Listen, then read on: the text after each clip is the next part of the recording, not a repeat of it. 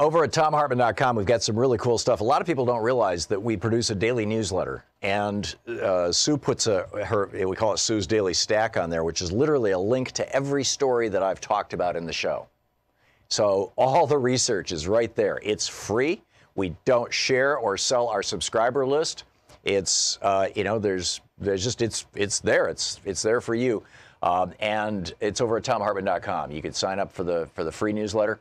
You also can get my big picture take of the day, which is exclusively over at our website at ThomHartmann.com, as well as links to our videos, the book reports we typically do every day, all this stuff and more. It's all there at ThomHartmann.com. So check it out and sign up for our newsletter. I think you'll really enjoy it and appreciate it and find a lot of value there. We put a lot of work into this stuff, and you'll find it all right there on our website at ThomHartmann.com. And be sure to check out the newsletter and sign up for it. It's great.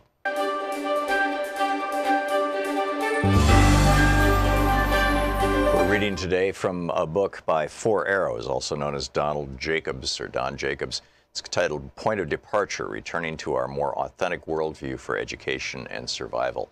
This is from Chapter 3, Community-Oriented Self-Authorship. Knowing the power of intentional and unintentional trance-based learning and how the latter can make us susceptible to believing untoward communication from authority figures, we can understand one reason self-authorship is important in the indigenous worldview. When we are in control of our thinking and trust our intuitive insights, our natural trance awareness helps prevent misdirection from external influences. It gives us the authority for what we can then instill in our minds to achieve. If someone such as a trusted shaman or psychologist has, certain skills at hypnosis, we might tentatively authorize him or her to help us form the most effective images, but we do so with full awareness. More important than avoiding negative influence from perceived authority figures, however, is the self-authorship via indigenous worldview that gives high degrees of individual autonomy to people while at the same time assuring that people use their freedoms to help their communities. In the indigenous worldview, the highest authority for all decisions comes from one's personal, honest reflection on lived experience, with the understanding that everything is related. It is this understanding that makes a distinction between self-authorship, as it is generally perceived in the dominant worldview, and that of the indigenous one. Self-authorship is always ultimately in the service of the greater good in the latter. Self-authorship in indigenous ways of thinking comes from knowing that the highest experience for decisions comes from honest reflection on lived experience in light of realizing that everything is related in life, and this interconnectedness must be a part of all decisions. Michael Anthony Hart gets to these ideas about inner authority coming from such reflection. Through inward exploration, tapping into creative forces that run through all life, individuals come to subjectively experience a sense of wholeness. This exploration is an experience in context, where the context is the self in connection with happenings, and the findings from such experience is knowledge. Happenings may be facilitated through rituals or ceremonies that incorporate dreaming, visioning, meditation, and prayer. The findings from such experiences are encoded in community praxis as a way of synthesizing knowledge derived from introspection. Hence, indigenous peoples' cultures recognize and affirm the spiritual through practical applications of inner space. Such a holistic understanding of accessing, trusting, and exercising our inner authority is the source of the creativity and knowledge synthesis we need for addressing our global problems. While Ehrman refers to this inner authority with the Cree term mamatawisin, which is the capacity to tap the creative life forces of the inner space by the use of all the faculties that consume our being, it is to exercise inwardness. This understanding is missing from our dominant worldview, where objective-based outward exploration is sought for guidance rather than introspective knowledge development. Dependence on external authority is the rule in spite of the call to question authority that has always resonated on the fringes. Under the dominant worldview, obedience trumps community-oriented self-authorship. Decision-making is rarely a holistic process, nor does it utilize alternative states of awareness, deep reflection, and community praxis. The random quotations below, selected from an internet search, reveal that obedience to authority is common under the dominant worldview. Obedience to lawful authority is the foundation of manly characteristics, by Robert E. Lee. All religions have morality on obedience, have based morality on obedience, Alexander Herzen. Obedience brings peace in decision-making, James Faust. Justice is the insurance that we have on our lives and property. Obedience is the premium we pay for it, William Penn. I was not born to be free. I was born to adore and obey, C.S. Lewis. Every game has rules. Life's a game that has its respective rules. Obey the rules, win the game, Israel Ahavor. A wolf cannot have more than one head, or it tears itself apart, Con Iggulden. From a social dissident on the fringe, Noam Chomsky wrote, any dictator would admire the uniformity and obedience of the U.S. media. From an indigenous-raised Lakota, Oyessa, the American Indian was an individualist in religion as in war. Reliance on external authority is not only the bedrock of choices in mainstream society and the main approach to moral development, but it also gives jurisprudence guides jurisprudence and conflict resolution. Authorized punishment or revenge is a primary goal for wrongdoing. Under indigenous worldview, bringing offenders back into community via affected members of the community is the goal. This relational approach expands the circle of land and seeks input from the wide circle of relevant people. Spiritual resources are employed via prayer or song, and subjectivity is as important as objectivity. Hart emphasizes this relationship as emphasizing spirit and spirituality, and in turn a sense of communitism and respectful individualism. And then he goes on about the indigenous worldview and how it relates to what we would call communism. Point of Departure by Four Arrows. This is the Thom Hartmann Program. And greetings, my friends, patriots, lovers of democracy, truth, and justice, believers in peace, freedom, and the American way. Thom Hartmann here with you. It is a midday Wednesday, so it is time for Middays with Mark. Congressman Mark Pocan on the line with us, taking your calls for the hour. The number 202-808-9925. And Congressman, welcome back to the program. Oh, thanks, Tom. Glad to be here. So, Bill Barr, the guy that William Safire back in 1992 referred to as cover-up General Barr, is testifying before Congress, before the Senate right now, and, saying he thinks Trump was spied on and all kinds of weird stuff. What sort of, first of all, what's your take on what you've seen of this whole circus recently? And secondly, what's your take on how it's all playing out? Well, he also was before the House this week, and a lot of people asked him about the report. I think it's just real important for us to make sure that we get as full a report as possible and as public as possible. And as much as they're telling us they have to redact certain things according to the statute, we have to make sure that members of Congress see that and also the public sees it, because already we're watching a little bit of backpedaling about what he put in the 65 words that he took out and the conclusions he made on the report.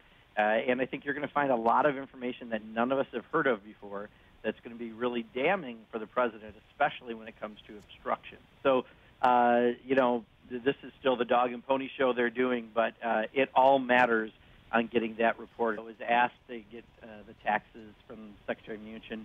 I'm not sure this morning, because we've had a very, very busy morning, if anything has actually come out of a response from the IRS on that. But I think there are many of us looking at whether or not this would be contempt of Congress if the Secretary doesn't follow the law and release it. And if that's true, one could argue that the Secretary could go under impeachment proceedings for contempt of Congress. So I think there's still a hammer we have over the head. Whether or not that hammer is as strong as the hammer of the president who appointed someone to be the Treasury Secretary, but this is not a one-act play. If for some reason they decide to defy the law, we will continue to be aggressive in pursuing it. Great. Congressman, if it's possible, without a lot of trouble, if you could move your microphone just a little closer to your mouth. Sorry about that. Is that better? Yeah, I'm sure it'll be. You were just fading out there from time to time. Kathy in Madison, Wisconsin, you're on the air with Congressman Pocan. Yeah, hi, Representative Pocan. I'm in your district. Thank you so much for everything you're doing. I was really concerned, especially in the beginning, about the behavior of some of these, new folks that got sworn in January. The freshmen Congress people, and what concerns me is some of them, on occasion, and I can't say all of them, seem to be kind of showboating and putting themselves out there to be more, high profile. And sometimes, I don't know, I just get worried when, like, for example, Omar, saying what she did about Israel and causing a thing about that. AOC has done some things like that, and I really like her. I think she's got a great future. I've just seen a few go off the rails like that, and I don't think that's going to get the Democrats where they need to go, which, in my opinion, means the top focus has to mean showing the Republicans the door in 2020, because we're not going to get anything done unless that happens. So whatever you think about that, I would appreciate hearing about. Yeah, Kathy, thanks for your question. So a couple of things. First of all, this is a bit of a new era that I'm not sure if we're all totally used to, which is the celebrity politician. And clearly, when people have 3.9 million Twitter followers, that's more than Nancy Pelosi after decades. They have a big impact in a certain part of the world. So in that sense, that is something new we're working on. But I can tell you what's happened is the attacks from Republicans used to be on Nancy Pelosi. They try to make her the boogeyman of all issues. And since she is now Speaker and they realized they weren't effective in that, they have now transferred to AOC, Ilhan Omar, and Rashida Tlaib, three smart young women of color, two happen to be Muslim, and pretty much everything they've told you to ever fear, they're putting with those folks. So Ilhan specifically, there's a comment they went after her just this week for that is totally taken out of context. And then they went after her for calling Stephen Miller a white nationalist. I did that too. But they're not going after me. They're going after Ilhan because she's the woman that they've said all these other lies about. So I think we have to be really careful. And I put out a tweet the other day trying to defend and get the truth out there, because they're so powerful at the misinformation that these are some very young, talented legislators who, while we do have to deal with the celebrity politician phenomena, which, is a new phenomena, I think that, they're intelligent, very intelligent. They're doing good, hard work that doesn't get reported on because they're doing all the sensational stuff that gets reported and going after by the Republicans. But, AOC single-handedly has brought climate change to a national debate. Ilhan has single-handedly brought much of the debate about finally having some Muslim women in Congress and what that means, and we're watching the discrimination happen from Republicans. So I think we just have to make sure that we're not falling for some of the stuff they put out there because it's convenient to go after those three in particular. But also, it's just a new era. You have folks now, when you come into Congress with 3.9 million followers after someone like Nancy has almost half of that after decades, it's just something we're all going to have to get used to. Omar in Herndon, Virginia. You're on the air with Congressman Pocan. Tom, thanks for taking my call. Good day to you, Mr. Pocan. Mr. Pocan, it sounds like from Bill Barr yesterday that 6E information is the most information that he's trying to protect, and he's going to send you guys on a goose chase telling you go to the court, and we know how that's going to end up if it goes to the Supreme Court. So, in the model report without the 6E information is just a hogwash. So my question to you, can he be held in contempt if you guys don't get the information that you want? And the second thing, excluding the model report, is there anything right now that we can impeach this president on? Because I think we need to take a road that is less traveled by, and that's impeachment. What say you? Sure, Omar. So first of all, I think there's a number of things they can do if Mr. Barr does not follow the law in the way that we think. If he redacts too much, it will specifically probably be the issue. And specifically to what else, don't forget, we're doing hearings on all sorts of things that weren't part of the Mueller investigation. We want his taxes because that could show us an awful lot. We want to know if he's in violation of the Emoluments Clause. That wasn't part of the Mueller investigation. There are so many different areas that we are now looking at that, again, I think you're going to find more and more information about this president that the public will not be happy about. But I think impeachment with the Republican Senate at this point, the case has not been made. I'm not seeing a Republican senator, or for that matter, a Republican member of the Congress, say they're ready for impeachment. So I think we need to continue doing what we're doing. Let's get that Mueller investigation. Let's keep doing the oversight that Democrats are doing. Congressman Mark Pocan with us for the hour, taking your calls. It's Middays with Mark here on the Thom Hartmann Program. Congressman Pocan is the co-chair of the Congressional Progressive Caucus, and he also represents the 2nd District of Wisconsin in the U.S. House of Representatives. His website, pocan.house.gov. You can tweet him at repmark, M-A-R-K, Pocan, P-O-C-A-N. We'll be right back. This is the Thom Hartmann Program. More Middays with Mark here on the Thom Hartmann Program. 16 minutes past the hour.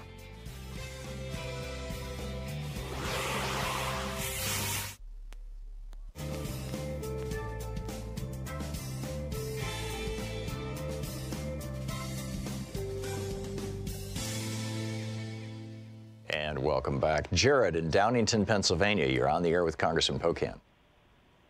Hello, Tom, and hello, Congressman Pocan. I'm calling about the Democratic Party and how it has become basically just a collaborationist party with Donald Trump and the Republican Party. They are in no way fighting this president on any issue, really.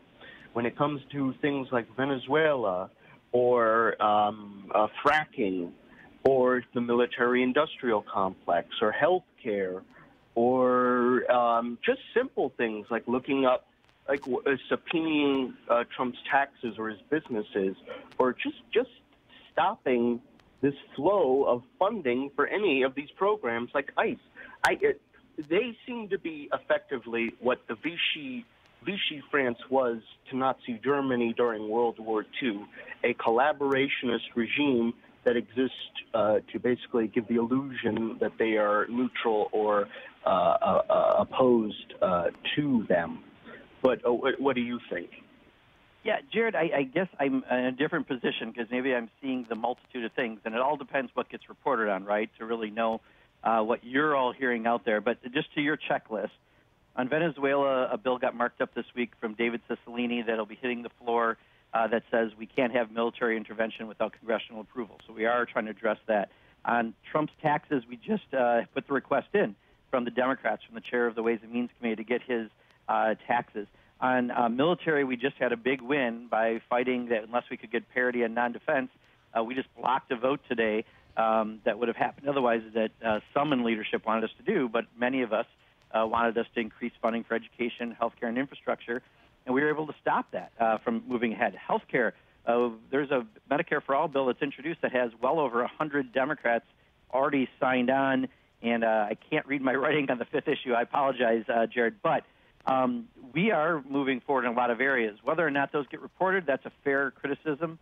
We need to be better in getting the message out, but I do feel that there is plenty of opposition voices here in Congress, within especially the Congressional Progressive Caucus, but also members of the caucus. Horace in High Point, North Carolina. A minute to the break. Horace, quick question for Congressman Pocan, please. Yes, there's 2 things you can do immediately. You could get Donald Trump's taxes by sending a subpoena to New York City, because that's where he has all his financial holdings at. And you can get the complete Mueller report by starting the impeachment process. You don't have to impeach him, just the process. Then you're moving. And you have to fight the way they fight. They fight underhanded. You have to be underhanded, too. Yeah. So, Horace, I hear you. Let me say this. On the taxes, we actually have the law on our side. So we've requested it, and the deadline, I think, was last night, midnight. So that is happening as far as the request. I'm not sure if we request it through New York, whether or not we get the federal. I just can't answer that. But we've asked for the business and personal taxes of the president. On the Mueller report, I think this week Jerry Nadler mentioned something that if they don't move forward, they may have to start a process in order to get information, which I believe was his way of trying to nudge them to get us information that's not redacted. So I think there may be a little door open on that front. It's 20 minutes past the hour. It's Middays with Mark here on the Thom Hartmann Program. We'll be back with more of your calls for Congressman Mark Pocan, the co-chair of the Congressional Progressive Caucus and the representative from the state of Wisconsin, in just a moment. We'll be right back.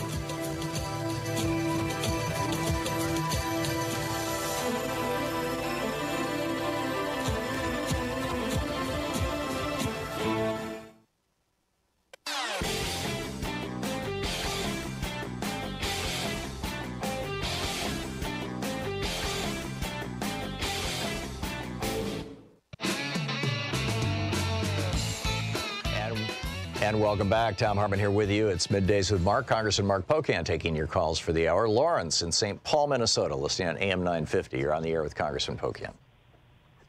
Hey, yeah, look, I'll just kind of dovetail on what the last two callers, Lawrence and Jared, said. And I think kind of they're basically talking about our fight is not very successful with the Republican parties. Whatever fight we got, we seem to lose. It's not particular points. I think overall they were talking about we continue to lose. So, and I want to say this. Here's my question, sir. The fact that Donald Trump is an expert at media manipulation, what has the Democrats done to make sure this whole thing about Barr holding this report and making redaction is not a subterfuge for when it comes out, it will continue to say, hey, Trump didn't do anything wrong, and now he has the public on his side. So I believe that this whole thing is a subterfuge, and they already know what's in the report. What do the Democrats have in their defense? So, Lawrence, I'm not sure if I understood the last part, that they know what's already in the report. Oh, I think he's saying that Trump and the whole messaging machine knows what's in the report. Gotcha.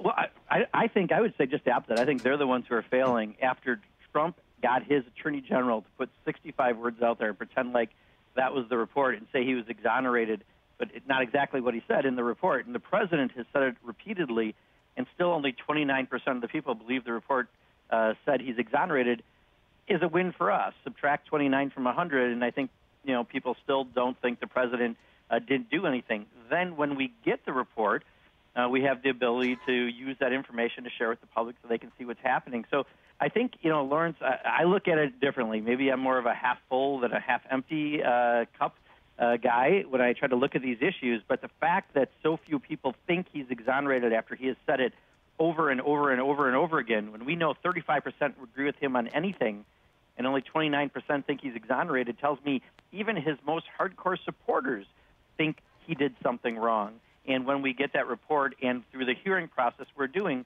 we're going to get more information. So I know you don't want to hear patience is probably the answer, but in some cases we have to follow some proper procedure to try to get the report. There are plenty of vehicles for us to make sure we have it, to make it public. And I think we are going to win on that once it gets fully released. Nicholas in San Cristobal, Mexico. You're on the air with Congressman Pocan. Tom, thank you for taking my call. It's good to be home. I was in Kentucky a month. Huh?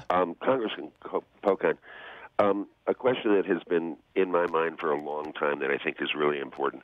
How, if a relatively moderate, Democrat becomes the nominee, and the progressives are offended, which they would be, or if a progressive becomes the nominee and the moderates are offended, which they would be, how are we going to assure ourselves that we can actually win in 2020? How can we make certain that we can unite all people who are center or left of center and not have the battle between Bernie and Hillary that went on?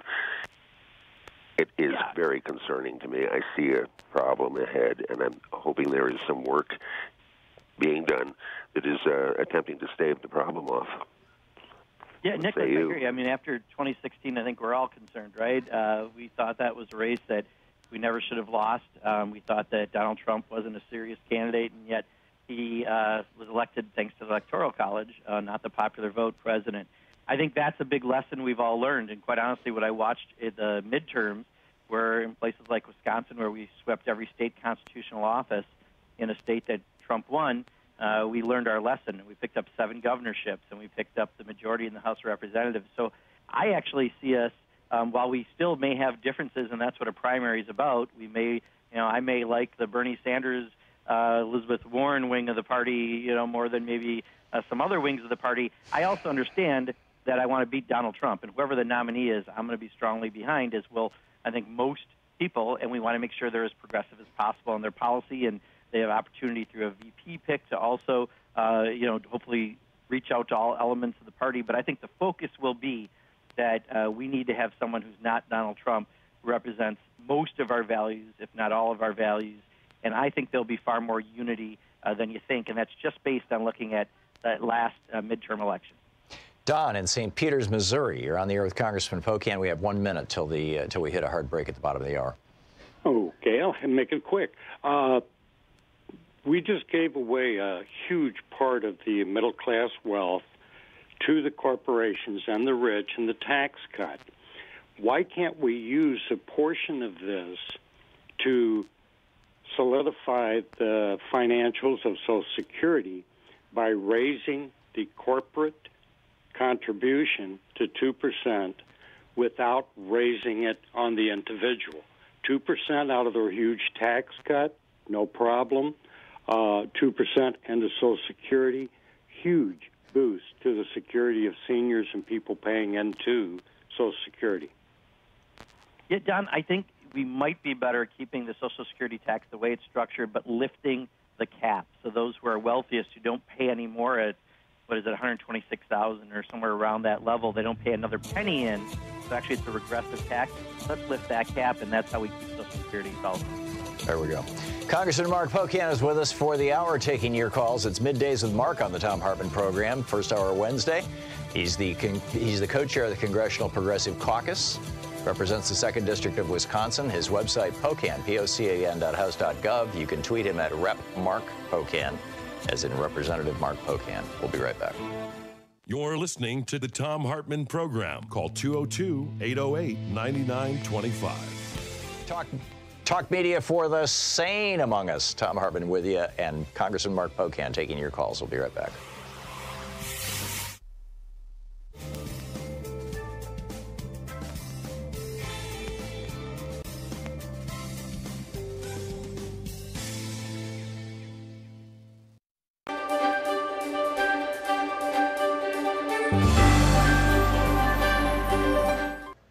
Our book today is The End of the Myth, From the Frontier to the Border Wall in the Mind of America by Greg Grandin. And this is from Chapter 1, titled All That Space. The British colonies in North America were conceived in expansion. America was an aspiration, an errand, and an obligation born out of violent Christian schism and Europe's interminable religious and imperial conflicts. Depending on the intricacies of their particular interpretations of Revelation, the Protestants who settled New England might have understood flight across the Atlantic as a way of escaping European war, or they might have seen migration as a chance to open a new front and win those wars on a new soil. Here in the 1600s, in the eschatological nebula of the New World, was the first paradoxical image of America as simultaneously pristine and despoiled, empty and at the same time filled with primitives begging for deliverance, subordinated to Catholic Spain, which had conquered its part of the Americas a century earlier and stood as the great obstacle to Reformation England's rise as a world power. All yell and cry with one voice, Libertia, Libertia, Richard Hakluyt, a clergyman and court minister, wrote in the late 1500s, hoping to convince investors and his queen to establish an American colony. As Puritan society frayed under the harsh conditions of settler life, the frontier threatened and beckoned. The dark woods were filled with witches, and they were witchy, inviting hither. The forest was the place where the community could be redeemed and given new purpose, a chance to once again start anew, or it could be a place of more sorrows, wilderness sorrows, as 2 early Puritan patriarchs described the hardships that awaited those who ventured into uncharted territory, where whatever solidarity existed would be smashed into atoms as settlers scattered to escape the rule of the clergy. People are ready to run wild into the woods again and to be as heathenish as ever, warned Increase Mather. Expansions could be often in the same sermon held up as the cause of and the solution to the difficulties of establishing Christian communities. Either way, Native Americans had to get out of the way. They could die. They waste, they molder away, they disappear, said one Puritan chronicler of indigenous people who had succumbed to European pestilence years before the arrival of the Mayflower in 1620, thus clearing the earth for the establishment of the Massachusetts Bay Colony. God made way for his people by removing the heathen and planting them in the ground, said another observer. They could be murdered. The holy terror unleashed by the Puritans was, according to the historian Bernard Bailyn, driven by fears of what could happen to civilized people in an unimaginable wilderness and fears of racial conflicts in which God's children were fated to struggle with pitiless agents of Satan, pagan antichrist swarming in the world around them. Survivors could be enslaved. The first patent granted in colonial America in 1626 was to a Virginia merchant and planter, William Claiborne, for inventing a device that would not just restrain Indians, but also make them work. Claiborne was given an Indian to experiment on for the trial of his invention. Colonial records do not say what this innovation might have been, only noting that it was not successful. Or they could be pushed further and further west.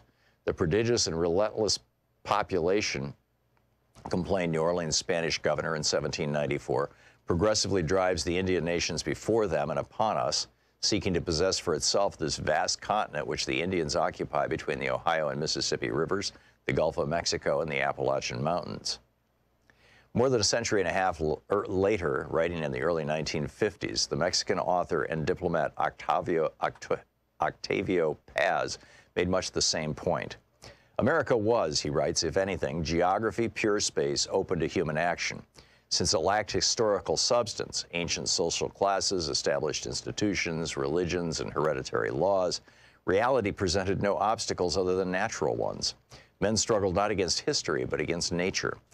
And wherever there was an historical obstacle, indigenous societies say, it was simply erased from history, reduced to a mere natural fact and dispensed with accordingly.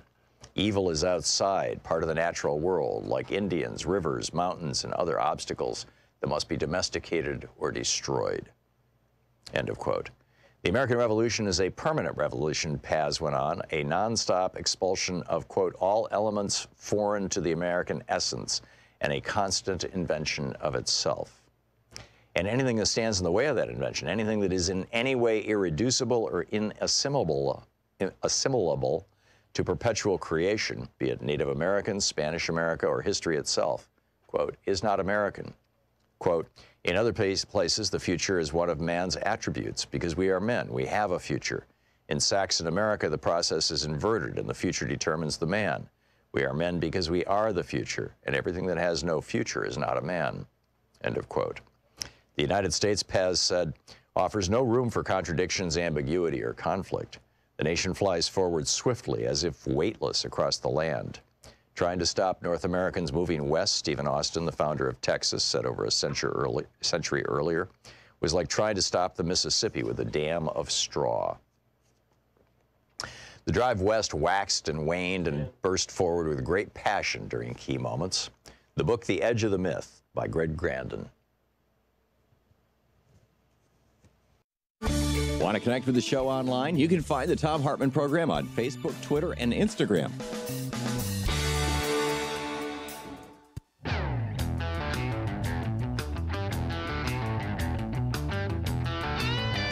Welcome back. 34 minutes past the hour. Congressman Mark Pocan with us for the hour, taking your calls. Middays with Mark on the Thom Hartmann Program. Cheryl in Philadelphia, you're on the air with Congressman Pocan. Yeah, hi, both of you. Good day. Congressman Pocan, I assume you were on the floor a little while ago when there was House Bill 1644 on net neutrality, and that is in response to an attack on net neutrality in 2017 by Trump's FCC.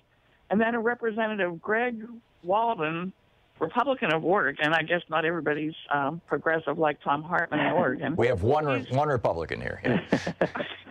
Anyway, he gets up and he tries to portray this as a tax and spend Democrat. You know, the old saw about Democrats just want to increase your taxes on your utility bills. For the Republicans that troll Tom's show, can you explain let's get back to the net neutrality discussion. Can you tell them what that bill was or is that passed the House today and why it's a good thing? And what its fate might be in the Senate, if I may add. Thank you, Cheryl. Sure. And honestly, it's going to be up to a lot of people calling senators to try to get it passed. So there was a decision by the FCC, I believe, I got to get all my acronyms right, sorry about that, that enabled essentially any giant entities, mainly the telecommunication companies, could suddenly, we don't have a free and open internet anymore after their decision. This bill tries to change that. This would allow them to do things like charge a premium to Amazon and others to get faster content than the local small business with a website. They could do all sorts of things to consumers that change the free and open internet concept that we've had. And while, of course, they haven't done it yet because they're waiting for a little time to go on because they don't want legislation like this to pass, it absolutely guaranteed will happen if we didn't try to do something about it. So this resolution would try to change that. We will have a big campaign in the Senate, and basically it's the big telecommunication companies that want to be able to charge for anything and change the internet as it's been known to all of us. And their bill is nothing more than a shill for those industries. So I think, when the public really gets to take a look and they'll remember what that net neutrality fight was about, it's whether or not you want a free and open internet for everyone like we've always had, or you want fast lanes for big business and other ways to throttle certain people's voices, and it no longer will be the internet as we know it. Chris in Albuquerque, New Mexico. You're on the air with Congressman Pocan. Hey, Congressman Pocan. Hey, Tom. Thanks for taking my call. I was actually just looking up Congressman Pocan, U.S. immigration law, because here's my concern. I've worked face-to-face with some of the immigrants that have come through Albuquerque. These people, they barely even have clothes that fit them. And we're working with groups such as Catholic Charities and Albuquerque Interfaith. They're great groups. My question is, what is, and I'm a big supporter of the Progressive Caucus. What's Congress going to do to keep Stephen Miller from? And it breaks my heart to even think about separating these kids. I've seen these kids, separating these kids from their families. It's just unacceptable. We have to do, we have to do everything we can to prevent that from happening. Yeah, Chris, I couldn't agree with you more. And I think, what we've seen in the last few days is really scary.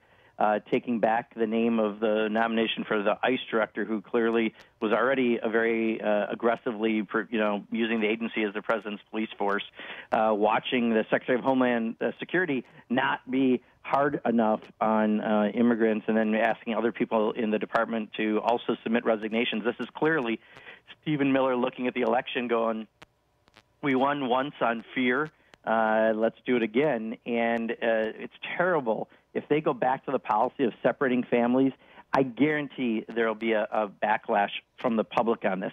Fortunately, most of the people who've been fighting really hard on this are members of the CPC, although to be fair, it's many Democrats that have been fighting hard against these provisions of family separation and the treatment of immigrants. But we can do a lot through the appropriations process on the House side. I serve on the Appropriations Committee, and we will make sure that we're not funding the level of detention beds, that we're not funding some of these practices, and that we're fighting it in every way possible. But I guarantee there are people who, in my district I've talked to, who are in the president's base when it comes to issues like abortion and other things, who find it reprehensible to separate parents and their children at the border.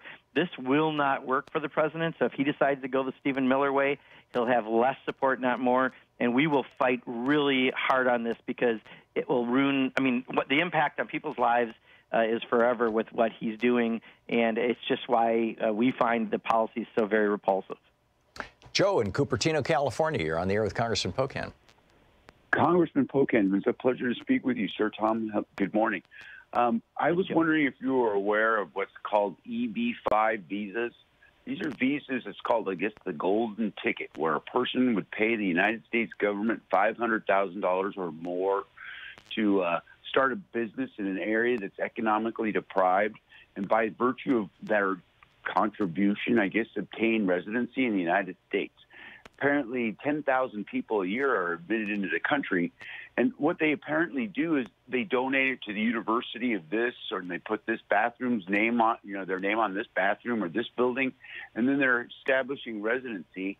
And to me, it doesn't sound like it's a bad deal if you're in the business of selling citizenship, but it doesn't sound like it's really fair when you look at the things that are going on at the border. I wonder if you're aware of that program. Yeah, I am, Joe. And, there's other visas, too, for bringing in skilled workers that we often fight about. People think it's okay to bring in certain types of people, but not certain others. We have a broken immigration system, period, in this country. My first session in Congress now 4 ago, there was a bipartisan bill that had nearly 70 votes that came out of the Senate.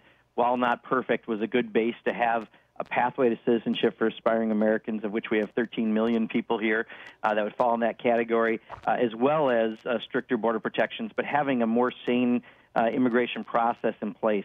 We have not gone back to that debate, so instead we're having debates about, letting people buy visas to get here or whether they can come and work, which almost seems like a very regressive slave sort of situation for bringing some people in. We need to have comprehensive immigration reform. Everything the president's doing, separating families, just reinforces that. And I think that's what we need to make all the 2020 candidates talk about, that we have to have a rational overall policy and not fight these visa by visa. David in Woodland Hills, California, listening on KPFK out of L.A. David, you're on the air with Congressman Pocan. Thank you. Congressman, to my way of thinking, there is one main problem. The biggest thing wrong with conservative ideology is their refusal to abide by the constitutional imperative to promote the general welfare. They flat out refuse to do it. If they were to do just that, much of their toxic ideology will simply melt away. But we don't promote it like they promoted the lie that Dems are soft on crime and don't want to provide for the common defense.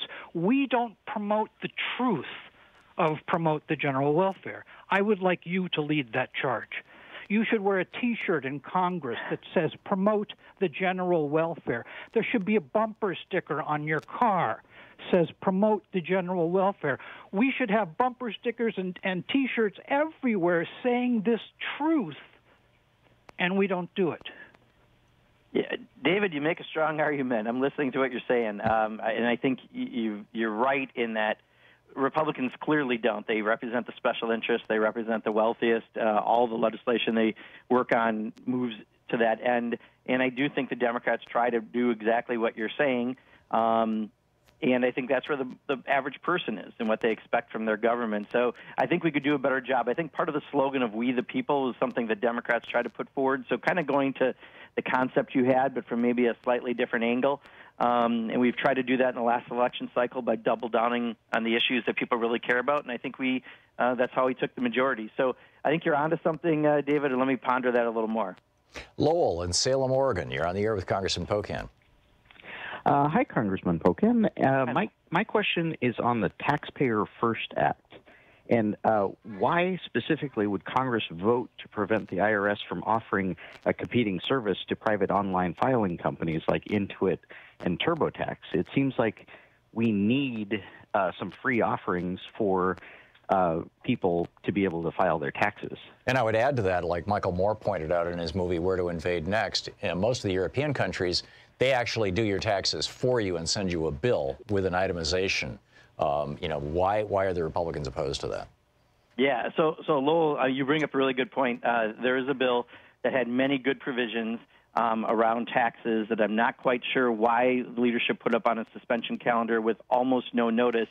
But by the time we found out about the one provision you're mentioning, which doesn't allow the IRS to essentially provide that service, that you've got these other companies that are doing that now on filing taxes, which is otherwise very complex, it was a little too late. We've been dealing with the budget cap issue this week where we had to fight back. We were trying to get parity between non-defense and defense spending. We won. We blocked a vote that our leadership wanted to do that we thought wasn't in the best interest of democratic values.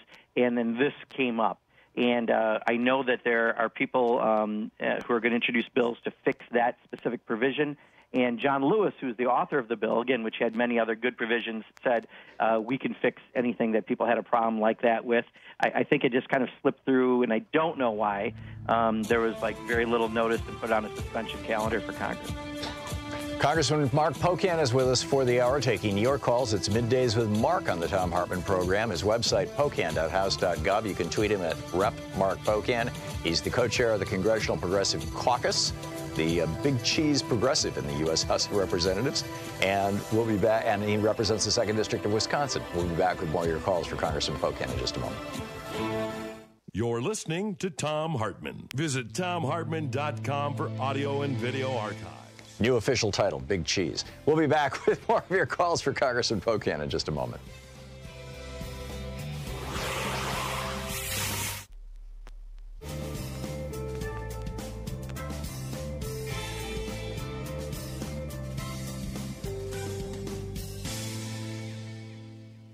And welcome back. Richard in Ypsilanti, Michigan, watching us on Free Speech TV. You're on the air with Congressman Pocan. Hi. I have a question about the Mueller report. I don't know if this is too simplistic or what, but wouldn't it be possible that Mueller he would have made copies of that report before he turned it in? And wouldn't he have his own copies of it? And couldn't they be subpoenaed by Congress to do an end run around Barr? Richard, I'm not sure if he would do that. I mean, this is a guy with amazing integrity by every standard, and I don't know if he would have a copy that he's kept or not, and how that would work on the subpoena process. I can tell you there has been a lot of talk about having Mr. Mueller, though, come before committees to testify. And if there are things that are taken out of the report, I think there is a way for members to ask questions and get the information that otherwise, after we've had any kind of fight on redaction, to get the public information we need to. So I really hope and I would expect that Mr. Mueller will be invited before Congress among many committees to have that conversation. Ken in Great Falls, Montana. You're on the air with Congressman Pocan. Yeah, thanks for taking my call. There are over 8 million illegal aliens working in this country. That means there's probably about 200,000 or 300,000 illegal employers. There's already laws on the books, $1,000 fines, going to jail for hiring. With the E-Verify and all the stuff we have, we can know exactly who's illegal. Now, they're almost like slave labor. They have no rights in this country, but they make great profit for these illegal employers. Why don't the Democrats go after this? If you would start rounding these people up, finding them, and putting them in jail, within 3 months we would have comprehensive immigration reform. The Republicans would be screaming for it. Why don't we take this route? Go after the illegal employers. Yeah, so Ken, I've seen, I think in my home state of Wisconsin, I know there's been legislation introduced by Democrats to go more aggressively after the employers. The only problem is, if we do that, then we're taking the 13 million people that are here and somehow deciding that they're not going to have employment. And I agree, all this rhetoric around immigration has made it tougher for people to be able to have a voice in their workplace because they're afraid they could be deported, which, again, is why we have to get to comprehensive immigration reform. It is unrealistic to think that you're going to boot 13 million people out of this country who've been here in some cases for decades. So while I understand the spirit of the law, of what you're saying, I think there may be an unintended consequence of causing disarray for 13 million people. Ted in Soledad, California. You're on the air with Congressman Pocan. Hi. I've been a Democrat for a long, long time. I was a Republican shortly when I first went to college, and that was crazy, so I quit. A bunch of lies. So anyway, I think the Democratic Party looks really weak. You don't have half a glass. You have about a tenth of a glass. It's time to stand up, get Mueller in, tell us what's going on. All I hear is it's been 15 days since this went out. We're talking to Barr. I know Barr's a liar. I've known Barr's a liar for a long, long time. Why are we letting Barr speak to the public? Why don't we get people that we consider to have integrity? I think Jerry Nadler should call in Barr and ask him, not Barr, but Mueller, and ask him what's going on. This is, you guys look really weak. That's all and I don't think you should look weak. Congressman, I'm sorry, I missed the time cue on that, and I put Ted on with, very, very little time. We'll let you pick up your answer on the other side of the break. We'll be right back. It's Middays with Mark, Congressman Mark Pocan, taking your calls.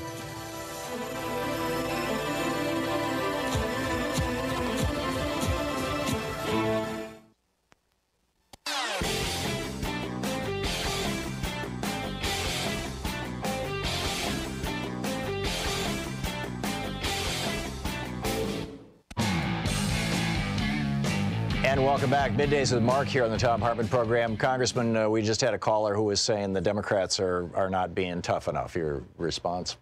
Yeah, so again, I think, this is where people have to understand. I've noticed it from every level of government I've gone, that things are slower, and there is a process in some cases that we have to follow by law. In this case, they didn't call Barr to come about the report. He was coming in on the budget appropriations bill, and they asked him about it. So, again, unless people know that in the context, sometimes they can think things that aren't necessarily true. In case of bringing Mr. Mueller in, I think they're going to do just that, but they first have to get the report, and they've only given him a couple weeks to do the redaction, but there is a process we have to follow. Otherwise, they're going to also have other things that are going to hamstring us legally. So if you have faith in people like Jerry Nadler, which I certainly do, understand he's doing what he can, and he's not dragging his feet in any way, and we will do our best to get that information. I understand why people are impatient. This president is doing so many awful things. We want this to end, but if we do things in a way that bar us from getting the information in a timely manner, which we could do by trying to rush the process, we won't be successful in doing just what Ted and others want us to do. Emmanuel in Chicago, you're on the air with Congressman Pocan. Hello. I just wanted to ask a question. Knowing what capitalism means to the average working guy, it really just means an opportunity to create something and maybe get rich or get wealthy. Knowing that term is not such a horrible thing to the average working guy because it means opportunity. So I'm wondering if one of the candidates could use the terms for economic purposes, socialistic capitalism or capitalistic socialism, to explain to the guys, to the middle class, that we're not talking about all socialism and socialism only. Yeah, Emmanuel, interesting. I've heard some people say social capitalism, and somewhat what you're talking about. Yesterday we had some folks from the Roosevelt Institute, which is a great think tank on good progressive public policy, meet with the Congressional Progressive Caucus. We had a little talk about this, and one of the things that they explained, and I've heard Elizabeth Warren do this pretty well, is that unless you have capitalism with the proper sets of rules, there is an imbalance. So really, what we're saying is make sure that there's opportunity for everyone, and that we've got a set of rules and regulations in place, safeguards, so that the system can work. But we are a capitalistic society, but without that oversight of the process, you can have a distorted process that we've seen all too often happen. So maybe social capitalism is the right term. Maybe there's something else. But I hear what you're saying, Emmanuel. Right now they're trying to use socialist as this shiny object for their base, and we shouldn't let them try to define us. Eric in Middletown, New York. You're on the air with Congressman Pocan. Good afternoon, gentlemen. Representative Pocan, in this time of seemingly optimistic criminal justice reform, where we're seeing some movement on some stuff, how would you feel about, kind of keep pushing where there's, energy and inspiration for that? Because I'm about to go to trial on a criminal justice case that I ended up suing over. People on probation, parole, drug courts, things of that nature, were being drug tested, to be in compliance with their sentences and so forth. And the drug testing was not in compliance with relevant New York state laws. And people were locked up, had their sentences revoked, all the horrors that come with being prosecuted. And it took me 11 and a half years to get to this trial. I set out to kind of blow the whistle so it would stop. And so, Eric, what was your question? Well, to push for some more criminal justice reform, get into some real specific... Congressman. Sure. I think Eric brings up a good point in that we have had some success in working in a bipartisan way around criminal justice reform. I think that there actually is a part of the right wing that knows this is costing a whole lot of money just to incarcerate people, and not just the human terms of cost, but the actual cost of incarceration. And we had a bill last session that moved forward. I thought that was a positive step. Where we're really seeing successes are in the local and state governments, where they're actually expunging the records of people who have marijuana convictions and things. So I think you're right, Eric. There is more room for this, but I've been really especially happy to see the local and state movement on this. It's been very robust. Tony in Leicester, Mass. We have a minute and a half to the end of the hour. Tony, you're on the air with Congressman Pocan. Hi. Tony? The Democrats in the House asked for Trump's returns. Is it true that he must hand them over by law? More accurately, the Tony, I'm sorry, I can't understand what you're saying. Congressman, we have, we have just a minute here. I'm not sure it's really an appropriate amount of time for a question. Do you have any thoughts on what's going on right now that we need to be paying attention to, the places where activists should be focusing their attention, and what do you think we should be looking for in the next week? Yeah, Tom, so this is a really great time period coming up. The next 2 weeks, the week before and after Easter, is a congressional in-district period. So both the House and the Senate are going to be back home, hopefully doing a lot of town halls. They're in their district offices. This is a great chance to get in front of your member of Congress or a U.S. Senator and express your thoughts. So when you look for those town halls, please attend them, be vocal about what you care about, but this is a very unique time period where you can get back home your member of Congress and have a one-to-one conversation.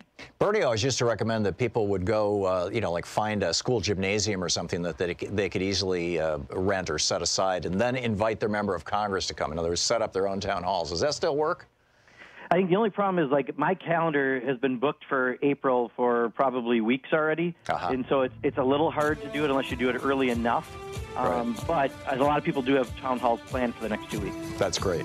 Congressman Mark Pocan, thank you so much for being with us today. Yeah, thank you, Tom, as always. Appreciate it. Great talking with you. It's Middays with Mark here on the Thom Hartmann Program. His website, pocan.house.gov. You can tweet him at Rep. Mark Pocan. He's the co-chair of the Congressional Progressive Caucus. We will be right back here at the top of the next hour. Vicki Ward is going to be with us about Jared Kushner. You're listening to Thom Hartmann.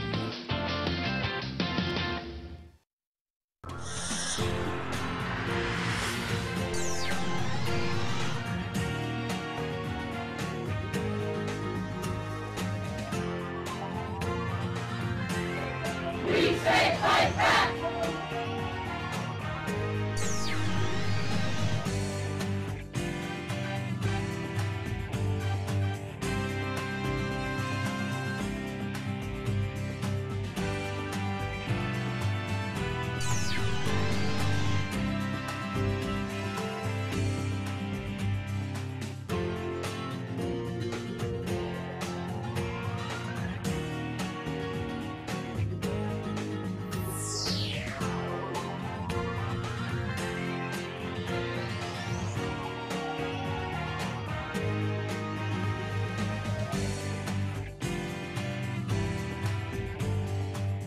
Over at ThomHartmann.com, we've got some really cool stuff. A lot of people don't realize that we produce a daily newsletter, and Sue puts we call it Sue's Daily Stack on there, which is literally a link to every story that I've talked about in the show. So all the research is right there. It's free. We don't share or sell our subscriber list. It's there's just it's there. It's there for you. And it's over at ThomHartmann.com. You can sign up for the free newsletter. You also can get my big picture take of the day, which is exclusively over at our website at ThomHartmann.com, as well as links to our videos, the book reports we typically do every day, all this stuff and more. It's all there at ThomHartmann.com. So check it out and sign up for our newsletter. I think you'll really enjoy it and appreciate it and find a lot of value there. We put a lot of work into this stuff. And you'll find it all right there on our website at ThomHartmann.com. And be sure to check out the newsletter and sign up for it. It's great.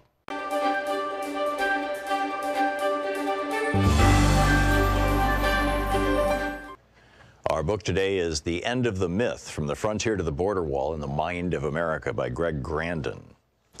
And this is from Chapter 1, entitled All That Space. The British colonies in North America were conceived in expansion. America was an aspiration, an errand, and an obligation born out of violent Christian schism and Europe's interminable religious and imperial conflicts.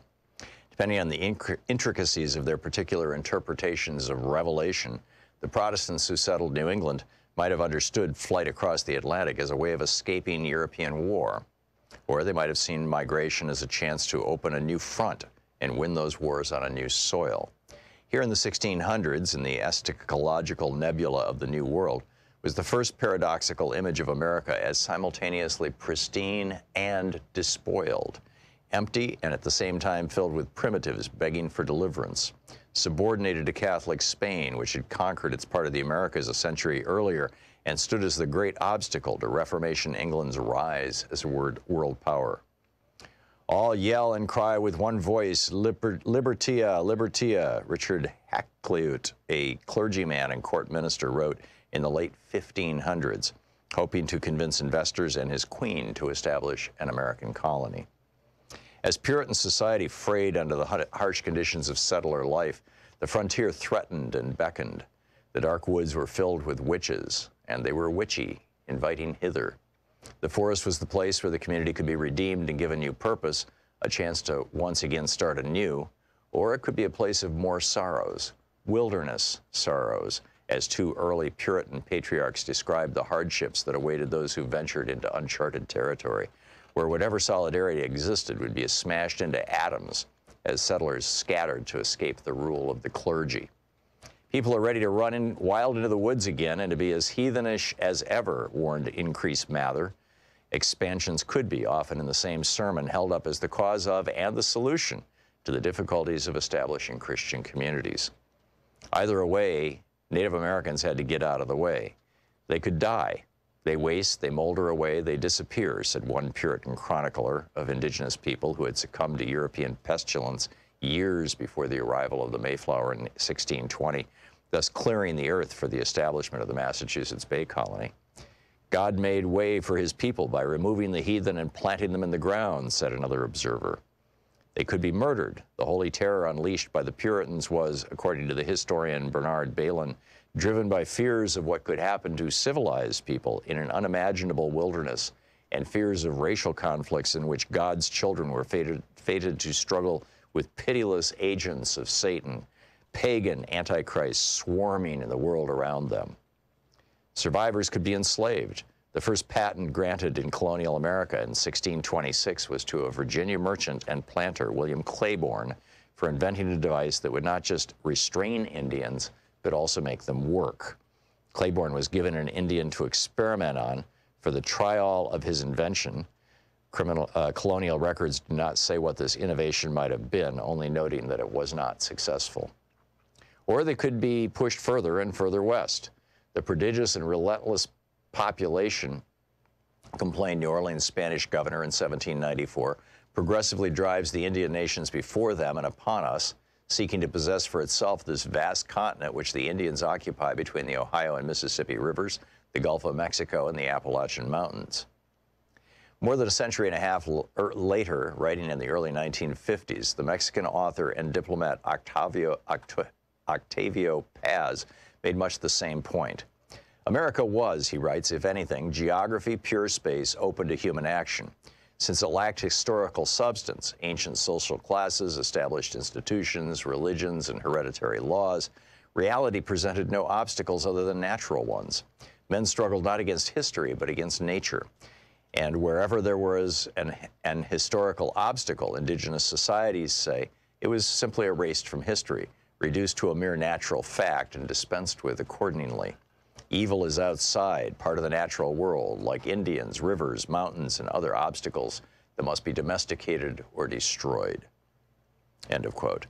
The American Revolution is a permanent revolution, Paz went on, a nonstop expulsion of, quote, all elements foreign to the American essence and a constant invention of itself. And anything that stands in the way of that invention, anything that is in any way irreducible or inassimilable to perpetual creation, be it Native American, Spanish America, or history itself, quote, is not American. Quote, in other places, the future is one of man's attributes because we are men. We have a future. In Saxon America, the process is inverted and the future determines the man. We are men because we are the future, and everything that has no future is not a man. End of quote. The United States, Paz said, offers no room for contradictions, ambiguity, or conflict. The nation flies forward swiftly, as if weightless across the land. Trying to stop North Americans moving west, Stephen Austin, the founder of Texas, said over a century earlier, was like trying to stop the Mississippi with a dam of straw. The drive west waxed and waned and burst forward with great passion during key moments.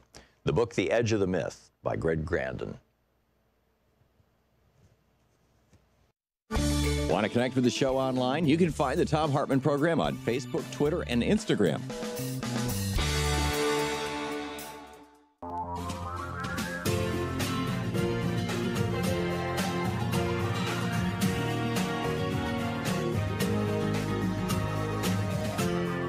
This is the Thom Hartmann Program. And welcome back to the second hour of our program. Just had a fascinating conversation with Congressman Mark Pocan, taking your calls for the full hour, the co-chair of the Congressional Progressive Caucus. Our middays with Mark, he comes by the first hour of our program every Wednesday. That was, I think there were a few news-making moments in there.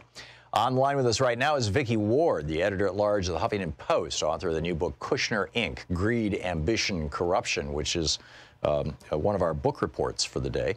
And VickiWard.VickyWard.com is her website. You can tweet her at VickiPJWard. And Vicki, welcome back to the program. Thank you so much for having me, Tom. It's a pleasure having you. I love the book. Now I've got a copy of the book. We talked last week, and I didn't have a copy of the book at the time. And it's just a breathtaking story. I mean, in fact, I haven't read the entire book, but the part that I have read, you kind of mentioned in passing that Kushner's daddy made a huge donation to Harvard to get him into college. And of course, we know his father, went down in flames. He was convicted of all kinds of financial crimes. To what extent has Jared followed in his father's footsteps as essentially a grifter, a hustler, and a criminal? Oh, my goodness. That is the question. Yeah. So, in some ways, this book is really all about fathers' relationships with their adult children. And, I think really one of the main themes here is how Charlie Kushner still really controls Jared. Charlie Kushner being his father.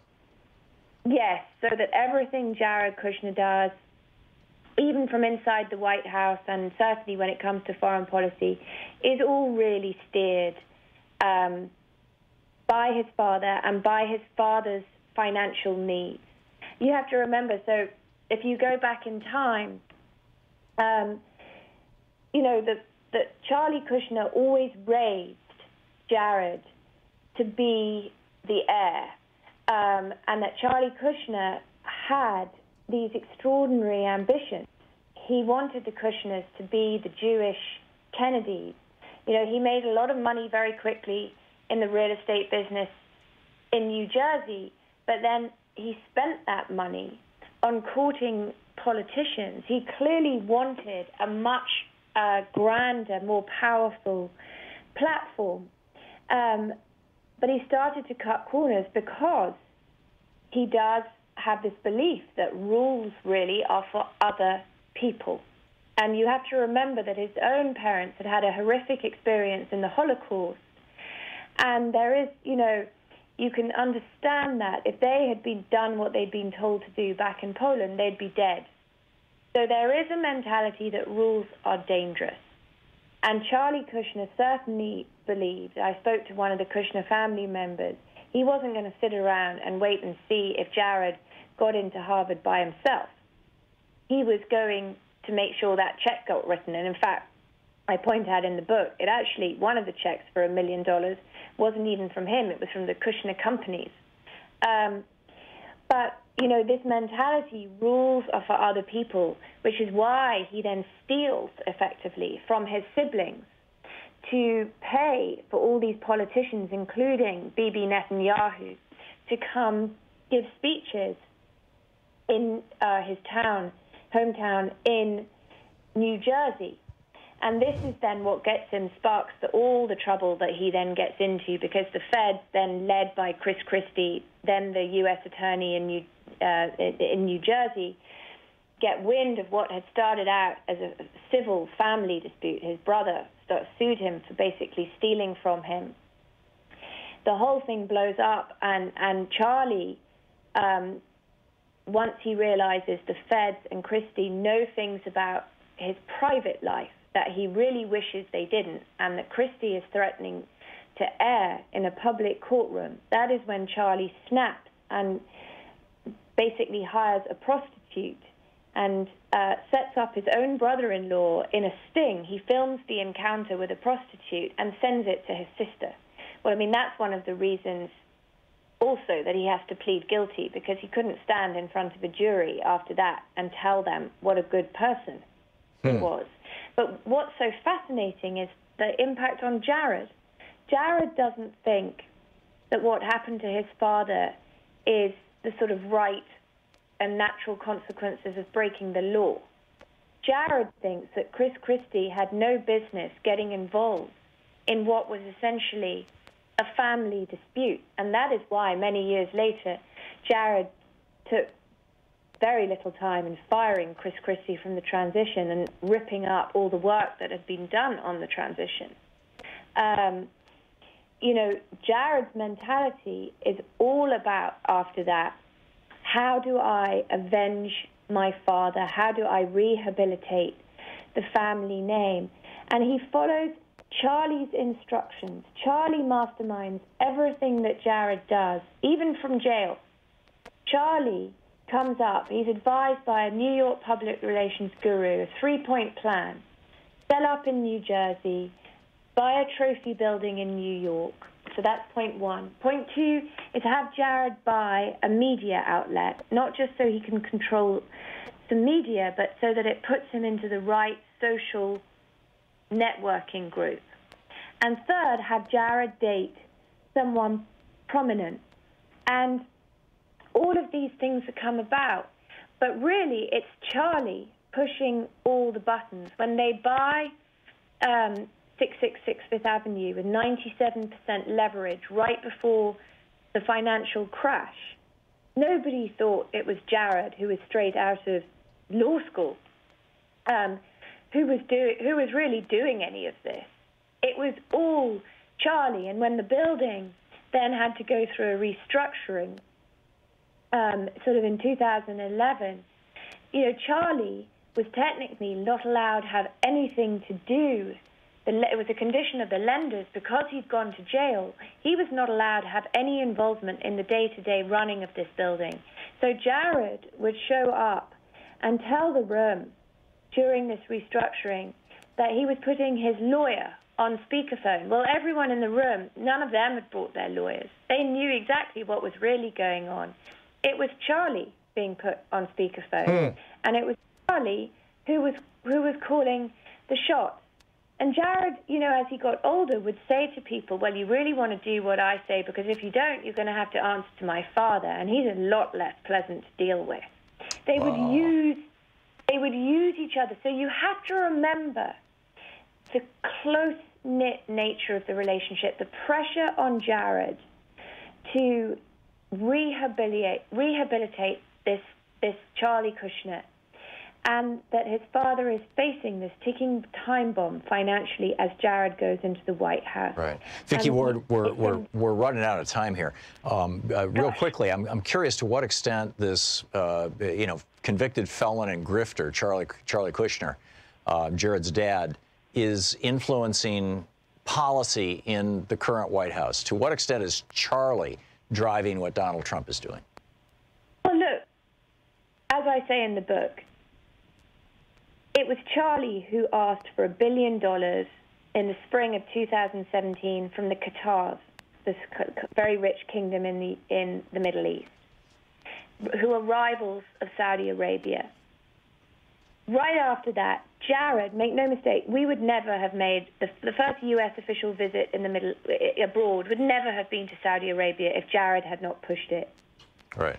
We should note, by the way, Qatar is also where, isn't that where the 5th or 6th Fleet? It's like one of our major naval bases, and it's major where air base.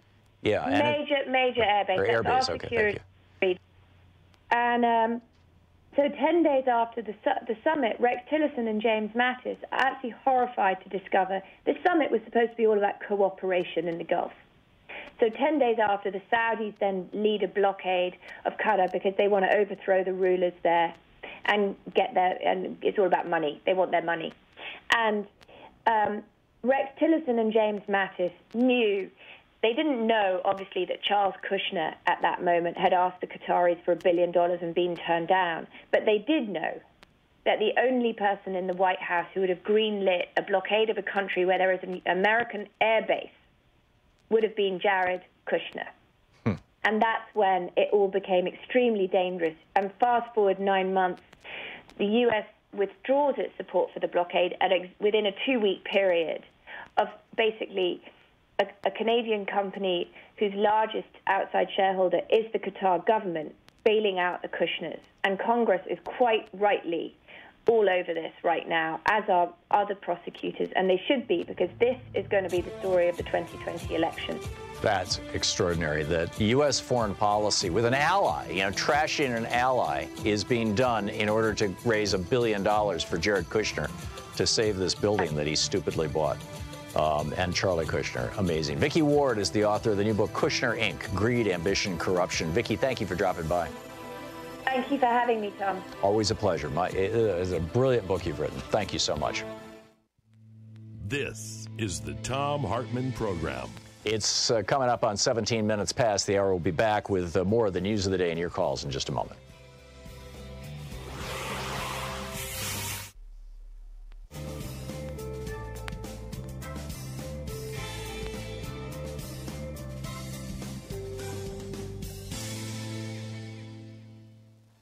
And welcome back. Here we go. Let's see. Let's pick up some phone calls here. Justin in West Hills, California. Hey, Justin, thanks for watching Free Speech TV. What's on your mind today? Hey, Tom. I'm a little bit annoyed today, unfortunately. I wanted to talk to you about H.R. 1616, which was a bill that was sponsored by Adam Kinzinger, who is a Republican in Congress. And I'm really blown away that 224 Democrats voted yes on this bill. And I believe there was 10 Democrats who did not vote, including Ilhan Omar, which I'm guessing was a protest vote because she didn't want to actually vote no and upset members of Congress. And there was other people who I don't know what this like bill is, Justin. I don't recognize that number. And I'm guessing all of, the majority of our listeners have no idea what you're talking about. It was published in Paste Magazine, and it's H.R. 1616. And this was a bill that makes it look like we were trying to go after Russia and make it harder for them with oil, when in fact, Tom, this bill does nothing but advance fracking in Europe. And Josh Fox and Texas Sharon, I don't know if you know who that is. She's she's wonderful on Twitter. I don't know her. I know Josh Fox. Okay, well, they all came out in an article, and they were blown away that the Democrats voted for this bill. Yeah. And I also wanted people to know that the Green New Deal, which I was blown away, the Green New Deal does not contain a prohibition on new natural gas development. And I want people to be aware of that. So I'm very upset, Tom, and I'm very concerned what's happening is, and as you know, Hillary Clinton was a big backer of fracking as well, and there's a big portion of the Democratic Party who are going to take fracking and make that their new clean energy, whatever they want to label it, Tom. And you and I both know that fracking and natural gas is not the way to move forward. Yeah. And I am terrified of this bill. I'm really shocked that this bill went through. And there's a Senate version of the bill that's going to be voted on. The Senate version of H.R. 166 is currently in committee, and it was introduced by Senator Chris Murphy and Senator Ron Johnson. This is a Republican-sponsored bill, Tom, and I'm just blown away. Okay. I don't know what we're doing. I got it. So I wanted to talk to Mark Pocan about it. I got it, Justin. Thank you. Oliver in New York City. Hey, Oliver, you got a minute to the break. What's up? Okay, how you doing? Listen, I missed the interview you had with the congressman, only to tail in. I just want to make a quick comment. I guess you know that some of the prosecutors on Mueller's former team sent in individual reports, I don't know how many, to the Congress, complaining about Barr's assessment in that 4-page summary. And they provided their own reports. Now, my point is that I know Mueller is going to be testifying before the Congress. Combined with the reports that individual prosecutors on this former team provided Congress, that should provide a lot of information that Barr has redacted out. So I'm hoping that it's all public. It's going to be total Congress, and I don't think anyone can stop that. So maybe that is a silver lining for all of this here now regarding the Mueller report. Yeah, I think what Trump is doing is the same thing that, and thank you, Oliver, for your call, is the same thing that he did with all of the sexual assault against him. As these stories came out over and over and over, he was like, oh, yeah, that's happened. That's not important. That's not real. That's not important. And because it gets dribbled out over a long period of time, it all kind of gets tamped down. And that's exactly the strategy that Barr and Trump are following right now. We'll be right back.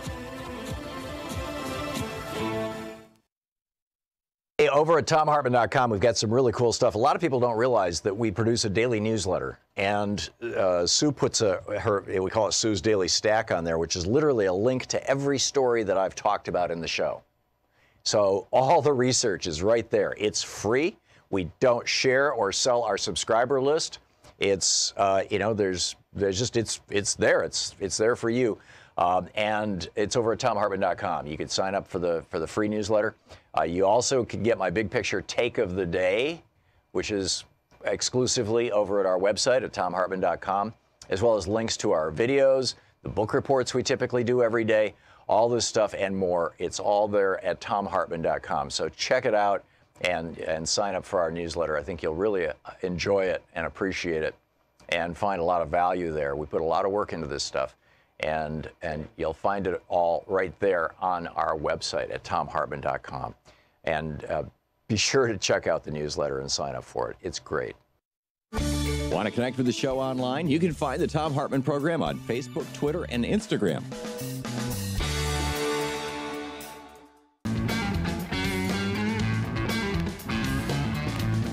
Welcome back. Thom Hartmann here with you. And boy, a lot on our table, a lot on the plate here. Jared Kushner, that's absolutely shocking. The stuff that Vicky Ward is sharing, her book, Kushner, Inc., particularly the fact that that U.S. foreign policy, our behavior toward Qatar, a country where I believe, if CENTCOM is not based there, they were at one time.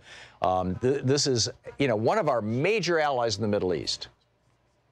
And we supported a blockade of them for 6 or 8 months because they wouldn't loan $1 billion to Charlie Kushner, Jared Kushner's daddy, to bail out his 666 Fifth Avenue building, which Jared bought because his father said, okay, here's how you rehabilitate the family name. Marry a famous woman, and he did. He hooked up with Ivanka Trump. Buy a premier New York real estate building, and he did. And buy a media outlet, which he did. He bought the New York Examiner, I believe it's called. He bought a newspaper in New York. And boom, this is Jared rehabilitating the family name, but it's all that's just a mind-boggling story. Meanwhile, Andy Borowitz is reporting the shakeup in the Trump administration continued on Wednesday as Donald Trump named a fellow television personality to be the new Secretary of Education, her name Lori Loughlin. In making the announcement, Trump praised Loughlin for her disruptive approach to college admission and expressed hope she could bring the same brand of innovative thinking to the Department of Education. Now, it's just it's Andy Borowitz, yeah, right. Yesterday, I got a call from a woman who was talking about how her husband had been listening to right-wing radio and was becoming essentially a Trump supporter and how it was damaging their marriage. There is a newsletter, Welcome to Hell World, where the author has compiled all these stories of people who have seen their family members basically destroyed by Fox News. And he writes that no matter where the stories came from, they all featured a few familiar beats. A loved one seemed to have changed over time. Maybe the person was already somewhat conservative to start. Maybe they were apolitical. But at one point or another, they sat down in front of Fox News, found some kind of deep, addictive comfort in the anger and paranoia, and became a different person, someone difficult, if not impossible, to spend time with. That fallout has led to failed marriages and estranged parental relationships. For at least one person, he writes, it marks the final memory he'll ever have of his father. He says, when I found my dad dead in his armchair, Fox News was on the TV, this reader told me. It's like the last thing he saw. I hate what that channel in conservative talk radio did to my funny, compassionate dad. He spent the last years of his life increasingly angry, bigoted, and paranoid. Have you seen people in your life, in your family, change as a result of exposure to right-wing media? I mean, beyond just their political beliefs, but actually change their core personality. The reason why I think this is happening, and I've certainly seen it happen with people, the reason why I think this is happening is because we all have a little bit of authoritarianism in us, right? The desire to follow a strong leader, the desire to have some father figure who's going to protect us from the big dangerous world out there, some, this daddy figure. And we're all capable of outrage. And the main currency, the coin of the realm that the right wing is using is outrage. It's fear, it's anger, it's upset. And they're using this outrage to crank people into this fight or flight response. And then they feed them, bits and pieces of sometimes facts, sometimes not facts, sometimes facts out of context, to give them a coherent worldview of, oh my God, the entire world is out to get us. It seems to me that this is, not just seems, I am convinced, this is an extraordinarily destructive thing. Have you had people in your life go through this as well? And have you had a successful resolution of it? Have you figured out a way to bring people back from the edge, from the Fox News edge, from the right-wing hate radio edge? It's an extraordinary issue. And frankly, I think one that is becoming more and more of a concern for families all across the United States. You're listening to the Thom Hartmann Program. Call 202-808-9925. I think you could call it the poisoning of the American mind. It's 28 minutes past the hour. We'll be right back.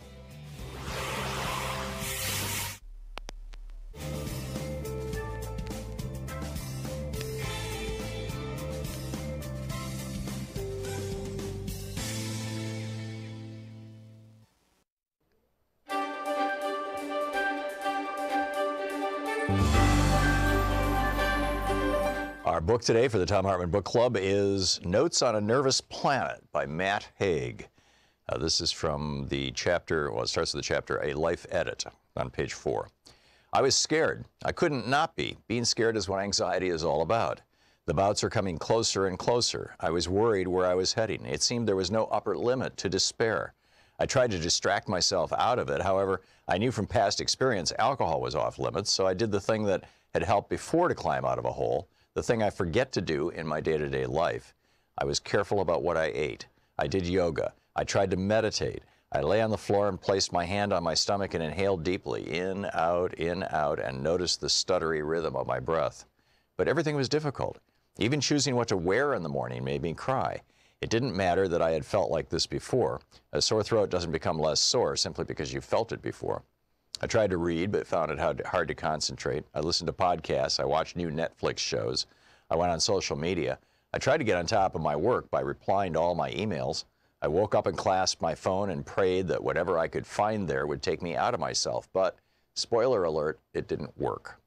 I began to feel worse, and many of the distractions were doing nothing but driving me further to distraction. And T.S. Eliot's phrase from his 4 quartets, I was distracted from distraction by distraction. I would stare at an unanswered email with a feeling of dread and not be able to answer it. Then on Twitter, my go-to digital distraction of choice, I noticed my anxiety intensify.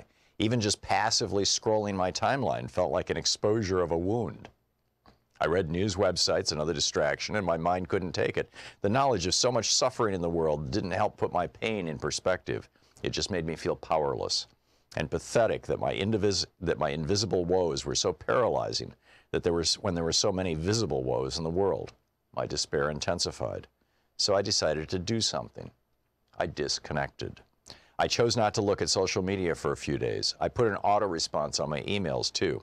I stopped watching or reading the news. I didn't watch TV. I didn't watch any music videos. Even magazines I avoided. During my initial breakdown years before, the bright imagery of magazines always used to linger and clog my mind with feverish racing images as I tried to sleep. I left my phone downstairs when I went to bed. I tried to get outside more. My bedside table was cluttered with a chaos of wires and technology and books I wasn't really reading. So I tidied up and took them away too. In the house, I tried to lie in darkness as much as possible, the way you might deal with a migraine. I had always, since I was first suicidally ill in my 20s, understood that getting better involved a kind of life edit, a taking away. As the minimalist advocate Fumio Sasaki put it, there's a happiness in having less. In the early days of my first experience of panic, the only things I had taken away were booze and cigarettes and strong coffees. Now, though, years later, I realized that a more general overload was the problem, a life overload, and certainly a technology overload. The only real technology I interacted with during this present recovery, aside from the car and the cooker, were yoga videos on YouTube, which I watched with the brightness turned low. The anxiety didn't miraculously disappear, of course not. Unlike my smartphone, there is no slide to power off function for anxiety. But I stopped feeling worse. I plateaued. And after a few days, things began to calm. The familiar path of recovery arrived sooner rather than later. And abstaining from stimulants, not just alcohol and caffeine, but these other things, was part of the process. I began, in short, to feel free again. Most people know the modern world can have physical effects, that despite advances, aspects of modern life are dangerous for our bodies. Car accidents, smoking, air pollution, a sofa-dwelling lifestyle, takeout pizza, radiation, that fourth glass of Merlot. Even being at a laptop can pose physical dangers. Sitting down all day, getting an RSI. Once I was even told by an optician that my eye infection and blocked tear ducts were caused by staring at the screen. We blink less, apparently, when working on a computer. So as physical health and mental health are intertwined, couldn't the same be said about the modern world and our mental states? Couldn't aspects of how we live in the modern world be responsible for how we feel in the modern world? Not just in terms of the stuff of modern life, but its values, too. The values that cause us to want more than we have, to worship work above play, to compare the worst bits of ourselves with the best bits of other people, to feel like we always lack something.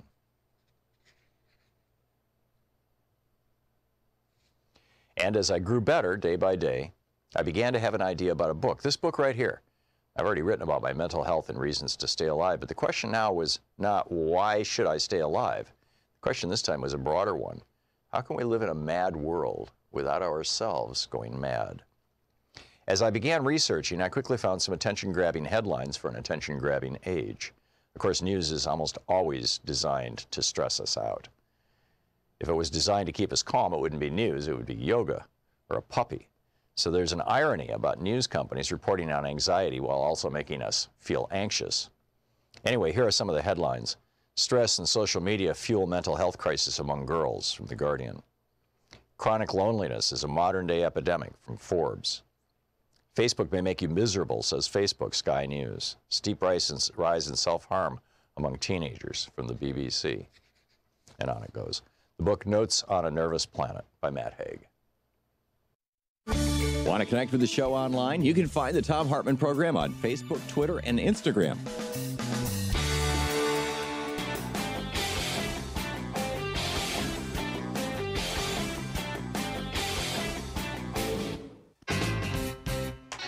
Welcome back. 34 minutes past the hour. I was referring here to an article by Luke O'Neill in the New York Magazine, nymag.com, in the Intelligencers section. It's titled, What I've Learned from Collecting Stories of People Whose Loved Ones Were Transformed by Fox News.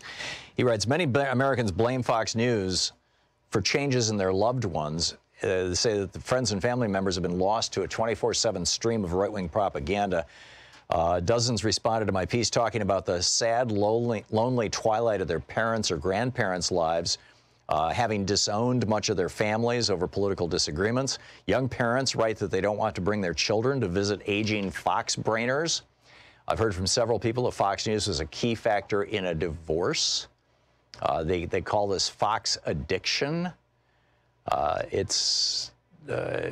mean, it just goes on. And another person told me that Rush Limbaugh sent his father on the path to isolation before eventually mainlining Fox News on a regular basis. Out of the blue, his mother filed for divorce. And, you know, it just goes on and on and on. So I was just asking, do you have stories like this in your world?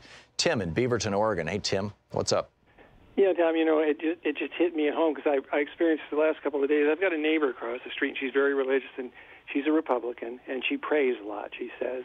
And she's moving to Texas, and she's an avid Fox News watcher.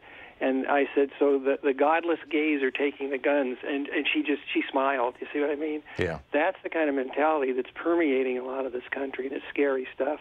Yeah. You know, I've got friends and family all across the country, and some of my neighbors have friends like in North and South Dakota. Those people are on a different planet. Do you know of any successful stories, Tim, of deprogramming? No, you know, and it's really kind of ironic because it so permeates society. The media, that's how they make money. You make money on bad news, you know, and it's all about demographics and market share. Even with the progressive TV stations, they know the worse news they can report, the more money they're going to make. And it's a scary situation. Yeah. A lot of people, and I have a good education, and a lot of my friends are teachers, and there's no perspective on history anymore. You know, yesterday is gone and tomorrow isn't here, and it's a scary thought, you know. Yeah. If you can just go back to the turn of the century when McKinley was assassinated and look what happened in that first 20 years of the 20th century. We're going back to the Mellons and the Rockefellers, basically, is what we're doing, you know. Yeah, we absolutely are. And I think as a consequence of this, and a consequence of this business model you're talking about, we are sadly misinformed. I mean, you spend 10 minutes with BBC, and suddenly you realize there's other things going on in the world that are very consequential. Tim, thank you for the call, and thanks for sharing your story. Curtis in Phoenix, Arizona. Hey, Curtis, what happened in your family? Yeah, Tom, I have a little different take on it. My brother, you know, I'm a black guy, obviously, and my brother got kind of brainwashed, I would say, by the whole Fox thing in connection with his job. He worked for Comcast, and I believe, I'm almost sure of it, he would never admit it to me, but during the campaign, Comcast had the employees thinking that Trump was going to be good for their bottom line, and obviously their 401k was going to go up.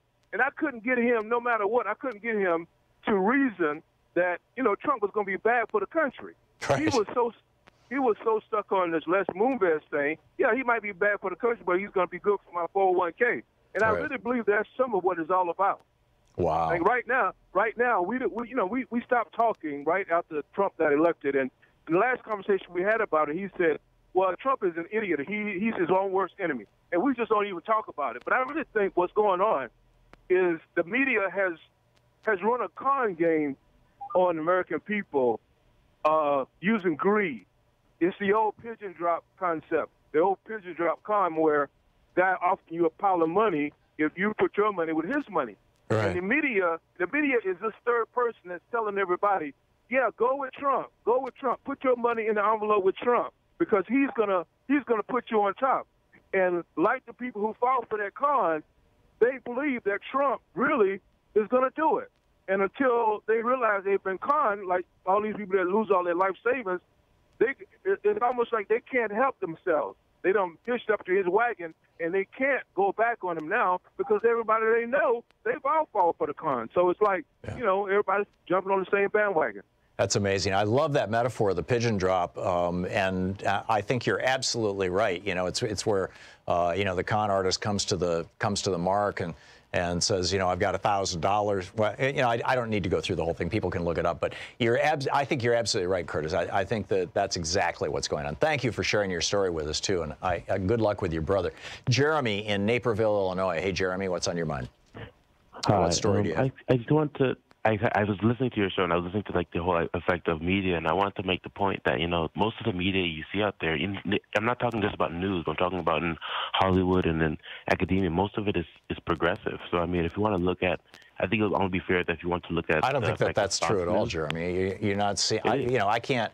yeah, The Good Fight and The Good Wife, you know, The Good Fight, for example, is a very progressive show, but for every good fight, I think there's 5 right-wing cop shows out there. So, you know, no, I'm not buying this theory that, you know, Hollywood is left-wing. Thomas, or producing left-wing product. Thomas in Spanish Fort, Alabama. Hey, Thomas, what's up? Hey, Tom. Yeah, I grew up in a small town in Alabama on the Alabama-Georgia border, and my parents were very progressive. We were big supporters of Albert Brewer, who tried to take the governorship from George Wallace. My parents were for integration. My dad passed away, you know, when I was younger, but my mom, of course, started watching Fox News, and it was just amazing to see the change that brought to her, you know, it was just like, and it was really depressing because to know that how she was, and then literally from watching Fox News, she was literally brainwashed, literally. Wow. Wow. Yeah. And so where are you at with her now, Thomas? She passed away about 6 years ago. But you know, it was just like I said, it was just amazing to see someone who was such an influence on me, and you know, I'm getting emotional, but you know, made me a progressive. To see that, I mean, I'm telling you, man, it's tough because it's literally like you're watching your parents get brainwashed. Yeah. I mean, and so it's true. I'm telling you, it is so true that they literally brainwash people. And it's just, it breaks your heart to see it's a cult. I've been saying this for a long time. It is a cult. Fox News, Rupert Murdoch, and Rupert Murdoch did this in Australia, then he did it in the United Kingdom. Kevin Rudd wrote a brilliant piece, the former Prime Minister of Australia, called The Cancer. Rupert Murdoch is the cancer in Australian democracy. You can find it online. It's published by the Sydney Morning Herald. And he's running a cult here in the United States with Fox So-Called News. And I'm so sorry to hear about your mother, Thomas. Thomas, thanks for sharing your story with us. That's extraordinary. Chip in Lawrence, Kansas. Hey, Chip, what's up? Hi, thanks for taking my call, Tom. I want the flip side. I had a little old lady move into my apartment complex. So daughter just dropped her in here and was not really connected to her mom. I would see her once a week or so. And I ended up starting to take care of this lady. She had nobody, nothing. And she was very much a conservative. She was raised, well, she lived for all her adult life in fascist Spain, where her husband was from. Mm-hmm. And she was all Fox News, Fox News, Fox News. She wanted to listen to talk radio at night in her bedroom while she was laying down. So she had me, I set up iHeartRadio on her computer and ran a speaker into her bedroom. And I said, well, I'll set up whatever station. What do you listen to? She said, well, mine's kind of progressive. I put on a station that plays all progressive radio shows all night, including yours. Mm-hmm. They actually would run through yours twice during the night. And she started becoming more informed, more pleasant, and she went from watching Fox to, oh, I got to check out MSNBC. I heard it's a little bit more progressive. And she, at least it was better than Fox. And she totally opened her eyes. She said, what have I been doing for all these years? Wow, so we deprogrammed her. Yeah, I did. And she became such a pleasant little thing. And I basically took care of her for almost 2 years. And she passed away right before Christmas. That's remarkable. That's a remarkable story, Chip. You know, there is a way to deprogram folks. Go for it. There you go. Tell them about, you know, Free Speech TV or Progressive Radio or whatever the local. If you have a local progressive station, and you can always find it on the internet. You're absolutely right, Chip. Thank you for the call. Amy in Reno, Nevada. Hey, Amy, you have a story? Hey, Tom. I sure do. We have about a minute, by the way, Amy. No problem. I just wanted to let you know I grew up with a mother who was very progressive, and it's not just Fox News. She started listening to coast-to-coast radio on AM, and she started, I mean, it was cute when she thought chemtrails were a conspiracy theory, but it has evolved to, she's a full-blown QAnon or whatever. She believes in that child pornography ring. She moved down to Ecuador and takes advantage of their socialistic government down there, but hates it for America. She believes that movie, The Color of Water, was designed to indoctrinate our young children to sleep with reptilian people. I mean, it is just one thing after another. And the very latest thing she said is her man crush is Vladimir Putin, and he's a great leader, and all that he wants is for America to leave him the blank alone. Yeah. I mean, she was full-blown. We grew up in church religious science. She's very progressive. She'd grow mushrooms in her house like a hippie.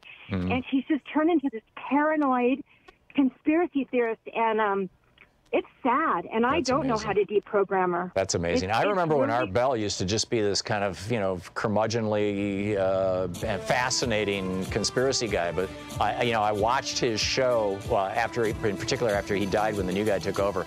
Basically turned into a right-wing echo chamber. It's pretty astonishing. I met Art Bell back in the day. Amy, thank you for sharing that story with us. It's remarkable. I appreciate the call, and thanks for listening to Sirius XM as well. We'll be right back. It is 45 minutes past the hour. We're going to check in with Talk Media News in a few minutes. You're listening to Thom Hartmann. Visit ThomHartmann.com for audio and video archives. Specifically, in 4 minutes, we're going to check in with Talk Radio News, or Talk Media News, excuse me, and find out what's going on in the world. Stick around.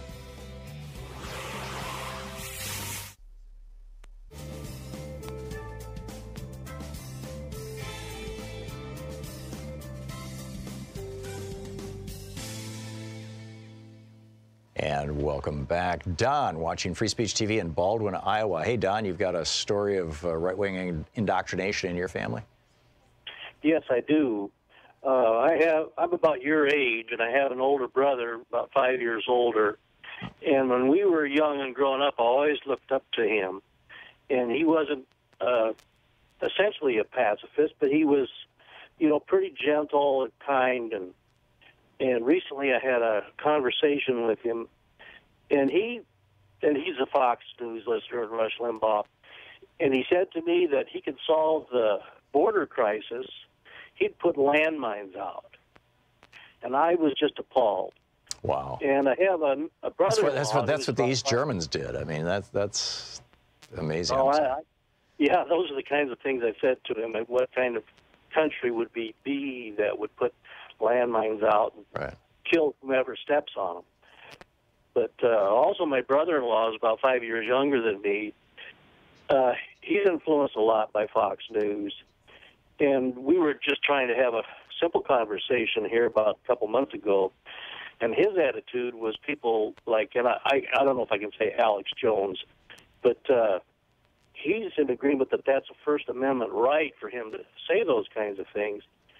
And this was in the aftermath of the father who lost a child at Sandy Hook, and he subsequently committed suicide.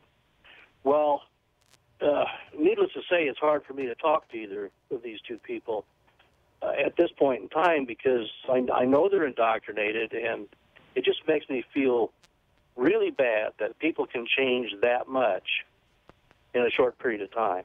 Yeah, it's pretty extraordinary. Don, thank you for sharing your story. Some of these are really tragic. Leroy in Watertown, Wisconsin. Hey, Leroy, what's up? Oh, hello, Tom. Thanks for taking my call. I've got somewhat of a different spin. You asked the question, how has Fox influenced a family member? And it's not so much that it's influenced a particular family member, but what it has done is it's drawn me closer to an older brother who I really didn't have a conversation with. He was not politically endowed, or how can I say it? He wasn't really paying attention. And now that he has come to realize just how this has affected the country, he has. We talk now 2-3 hours sometimes at night, and so basically what I'm trying to say is I've gone about the business, or I've gotten into the frame of mind now where he's open-minded and will listen to me when I share, and he's not, like I say, listen to your show. And Tom, it's just, I can't say how much it's really, there's only 3 of us left, and it's gratifying to know now that your show has really made a profound effect on him because he listens and he sometimes calls and we share, some of what we've heard. Oh, that's great, Leroy. So this is, instead of a bad Fox News story, this is a good progressive media story. Exactly. Yeah. And I truly appreciate you, Tom. Well, thank you, Leroy. And I really hope that this show is not the left-wing version of Fox News, that we are actually talking about real facts and real news, things like that. Yeah. God bless you. And thank you, Leroy. Thanks a lot for the call. And that we're not just trafficking in outrage, although there's plenty to be outraged about, but still, it's like we have to have a healing and positive perspective, or, why do it, right? We'll be back with Ellen Ratner with Talk Media News in just a moment. Stick around.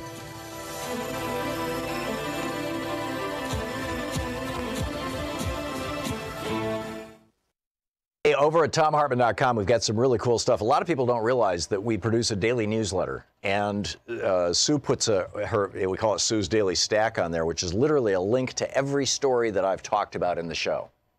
So all the research is right there. It's free. We don't share or sell our subscriber list. It's there's just it's there. It's there for you. And it's over at ThomHartmann.com. You can sign up for the free newsletter.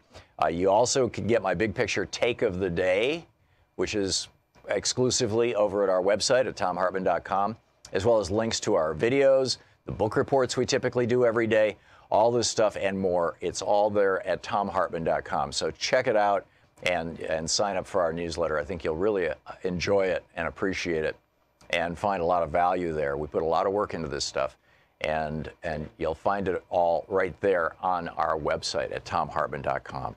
And be sure to check out the newsletter and sign up for it. It's great. Want to connect with the show online? You can find the Thom Hartmann Program on Facebook, Twitter, and Instagram.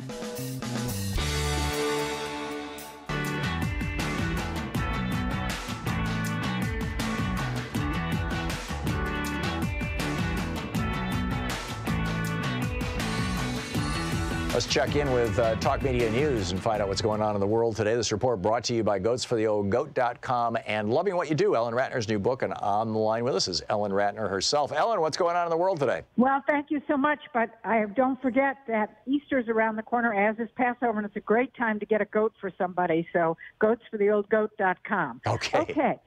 So basically, Attorney General Barr was before the Senate Appropriations Committee, supposedly to talk about his budget. Right. However, he said spying did occur, and that spying on a political campaign is a big deal. Right, he That's said what spying today. on the Trump campaign specifically did occur. Right. Yeah. And, of course, we don't, he wouldn't say whether Trump colluded or not. All he would say is that spying was a big deal. And Trump came out and said that this is a coup. I mean, that's strong language. And that people in the FBI were trying to take him down. This is the kind of stuff that can tear apart a nation. Well, absolutely, and we have seen that before. The president also is in Texas today, and he is expected in about an hour to sign 2 executive orders on making it easier to get oil out of the ground. He wants to do that. He wants the United States to be the leading exporter in oil, bigger than Saudi Arabia. But the fact is, I'm a liberal, whatever, and I will tell you that I have problems taking, even forget climate change, I have problems taking what God put on this earth in two generations, taking it out of the ground. I really do. Yeah. Yeah, we're burning something like 7 or 8 million years worth of fossil oil. Fuels every few hours. Right. I mean, it's just the numbers are mind-boggling. Yeah. Right. Okay, so then the president was asked before he left for Texas today several questions. He said the economy was doing well and the top tax cuts were working well, even though I just actually read on a Republican site that tax cuts are hurting people who shouldn't be hurting by it. Yeah. Yeah, a lot of people are finding that their tax refunds are a lot smaller than they thought they'd be. The tax code is more complex. But most importantly, I think, most of the increase in the stock market has not been driven by economic activity. It's been, in fact, last month was the last quarter was the biggest, last month was the biggest month for layoffs since 2015. But also, what's driving the stock market are corporations buying back their own stock to reduce the size of the stock pool, to increase the value of the stock, to increase the bonuses for the CEOs. That's what's driving the whole thing. Of course, CEOs are trying to make it big. Yep, and they are making it big, because of this tax bill. They are. Okay. So then the president also said he wanted to congratulate Bibi Netanyahu, and he said they have a better chance for peace with Bibi Netanyahu. Okay, what am I, hey, what do I know? Good luck with that, yeah. And then he was asked about his tax returns. He said there's no law. Then he again said he was under audit, but we don't know who he's under audit by, and he's been under audit for 2.5 years. Give me a break. Yeah, the IRS has a rule or a policy that they don't audit somebody for more than 3 years. That over 3 years is considered harassment, essentially. Right. Oh, sorry. Okay. Then he was also asked about asylum, and he said that there are people taking advantage of asylum. He said there are people running drug cartels. Well, we do know that China has now just supposedly stopped getting fentanyl into this country, but fentanyl was something that they just sent through the mail. China did. Yeah, yeah. And as far as we can tell, they still are. And there was supposed to be part of this trade deal was that China was going to crack down on fentanyl, and they declared it illegal nationally about 3 or 4 weeks ago. But it doesn't seem to have decreased the amount of fentanyl coming into the United States from China, at least from what I'm reading. And China doesn't care. They want everybody addicted, of course. Sure. This is, in fact, they may even see it as revenge for the opium wars. Right. Exactly. A long time ago, but they don't care. 100 years ago, yeah. 120 years ago. So he was then asked about the Mueller report. He said, nobody has briefed me. But yesterday, the AG was asked in Congress, in the House, about the Mueller report, and he would not say whether he had shown the 4 pages that he sent supposedly documenting the Mueller report. He would not say whether the president saw it or not beforehand. Right. Now, it's on the Internet, so anybody can see it now, but the question is whether it was seen beforehand. Yep. He said that there was no collusion, that there were Trump haters, and he said it was a phony investigation that cost $35 million. Trump said this. Trump said this. But they've recovered more than $35 million in ill-gotten gains from people that they've prosecuted, have they not? Well, of course, but, you know, hey, we're not talking rational here. I mean, they recovered more than $20 million just from Manafort. I mean, it's right. Yeah. I mean, you know, of course, this is, well, what am I going to say, right? Yeah, yeah. The investigation seems to have paid for itself, though. Right. Well, of course, it paid for itself. But you and I know that, but Trump doesn't apparently know that. Yeah, or doesn't care. Then he was asked about Stephen Miller, because Stephen Miller is supposedly behind the Kirsten getting out of the Department of Homeland Security, and her assistant, and the head of the Secret Service. Right. And he said he's an excellent guy, but he's not going to make him Homeland Security chief. Well, that's reassuring. Geez, Stephen Miller, Homeland Security. That is frightening. Is this weird kid? Anyway, Ellen Ratner with Talk Media News. Thank you, Ellen. Thank you. What an amazing thing. The idea of Stephen Miller as the head of Homeland Security. That is freaky. Public Citizen is being censored by Betsy DeVos. We'll tell you about that right after the break and continue picking up your stories and your news. You're listening to Thom Hartmann.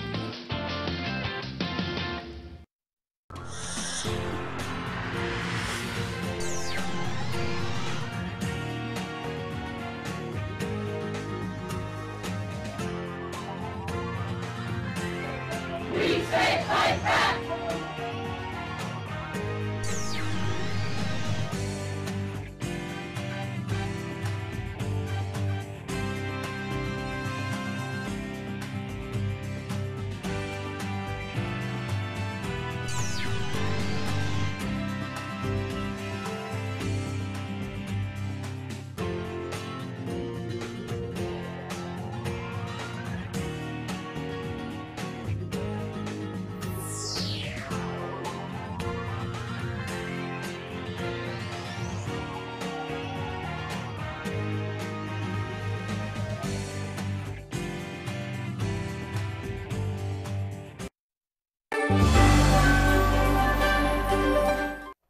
For our book club today, we're reading from a book edited by Cynthia McKinney.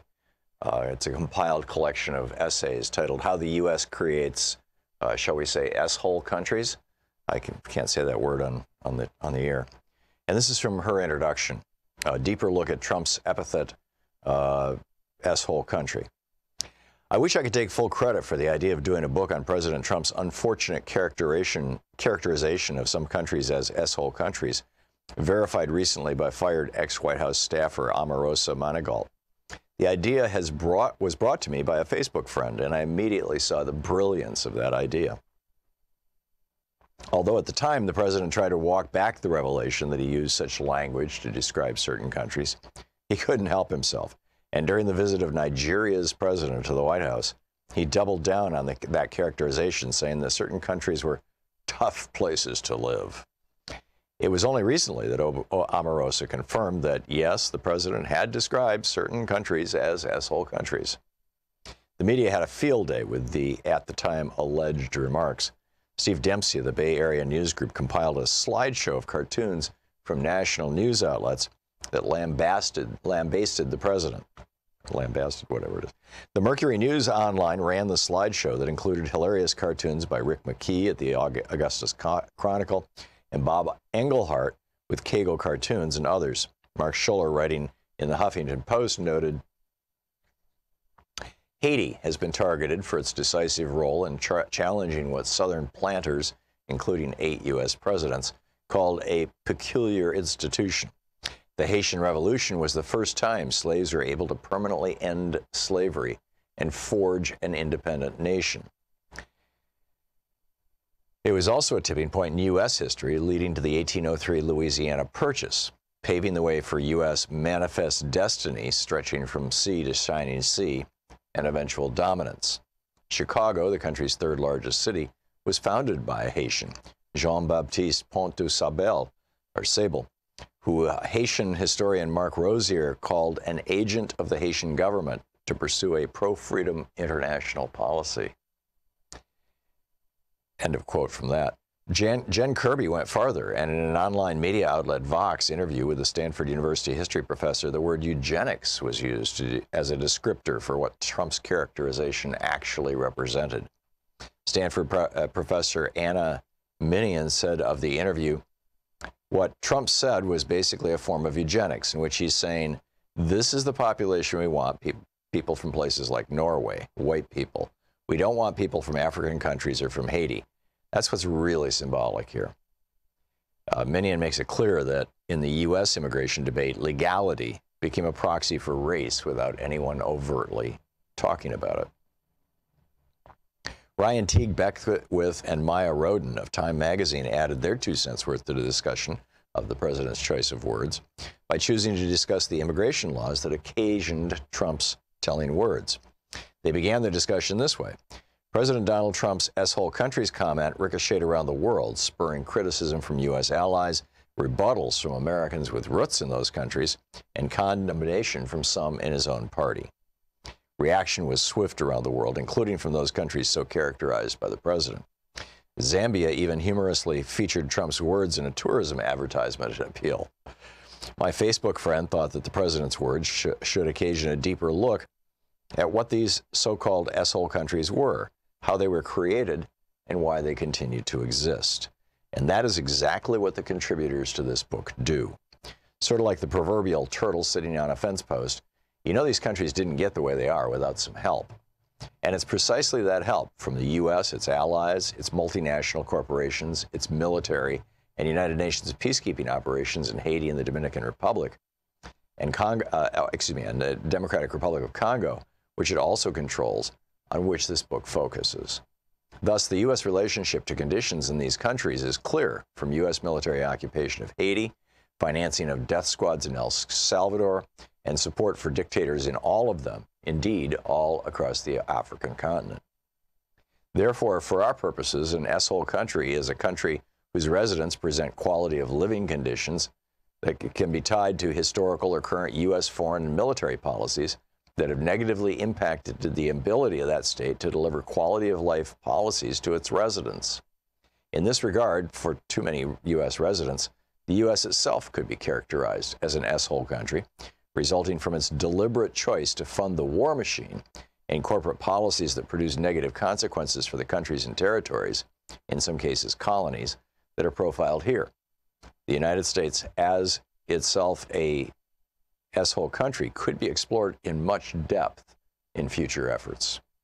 The characterization of certain countries as S-hole countries has captured the imagination of the global community, whether the localities and individuals concerned are for or against U.S. President Donald J. Trump.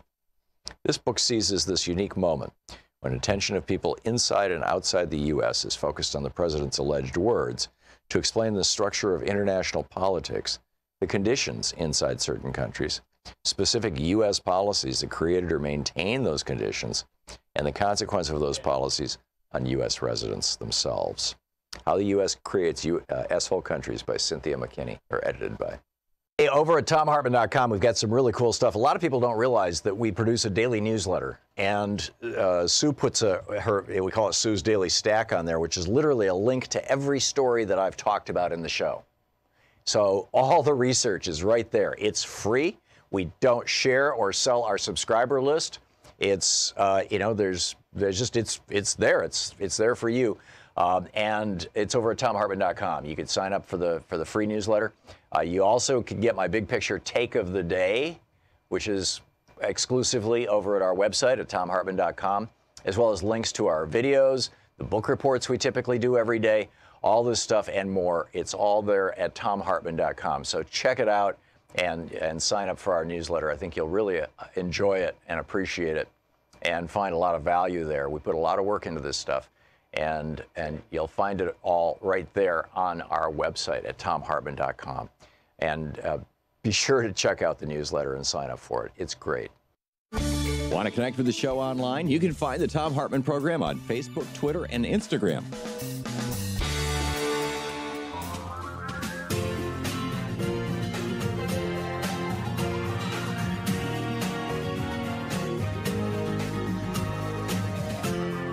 This is the Thom Hartmann Program.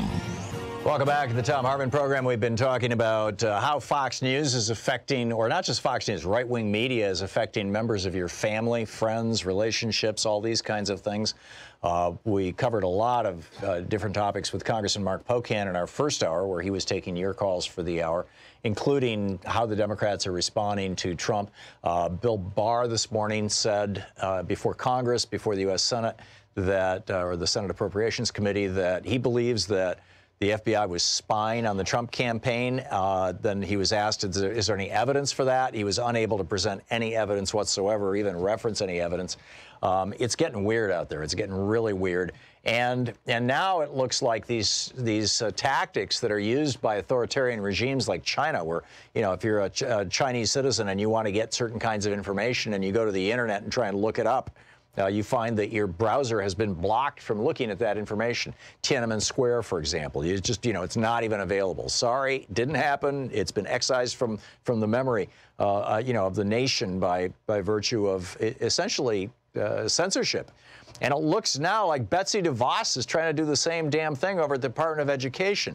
On the line with us is Nandan Joshi. He is an attorney with Public Citizens Litigation Group. Citizen.org, of course, is the website. Nandan, welcome to the program. Thank you, Tom. Glad to be here. So tell me the story. What's going on here? So in the last few months, Public Citizen discovered that the Department of Education had been blocking our website, www.citizen.org, from their networks, their Wi-Fi networks, and their internal networks. So the Wi-Fi networks are networks that you might, for example, find in Starbucks, where you can log into their Wi-Fi system if you're a visitor at the department, and you know, access the internet. And then their employees have networks. You know, their work computers are connected to the internet as well. Right. Now, I can understand why they might have, you know, some kind of software or, you know, programs and firewalls in their routers that keep out things like porn sites, you know, that they don't want people to even accidentally stumble across when they're at work. But Public Citizen?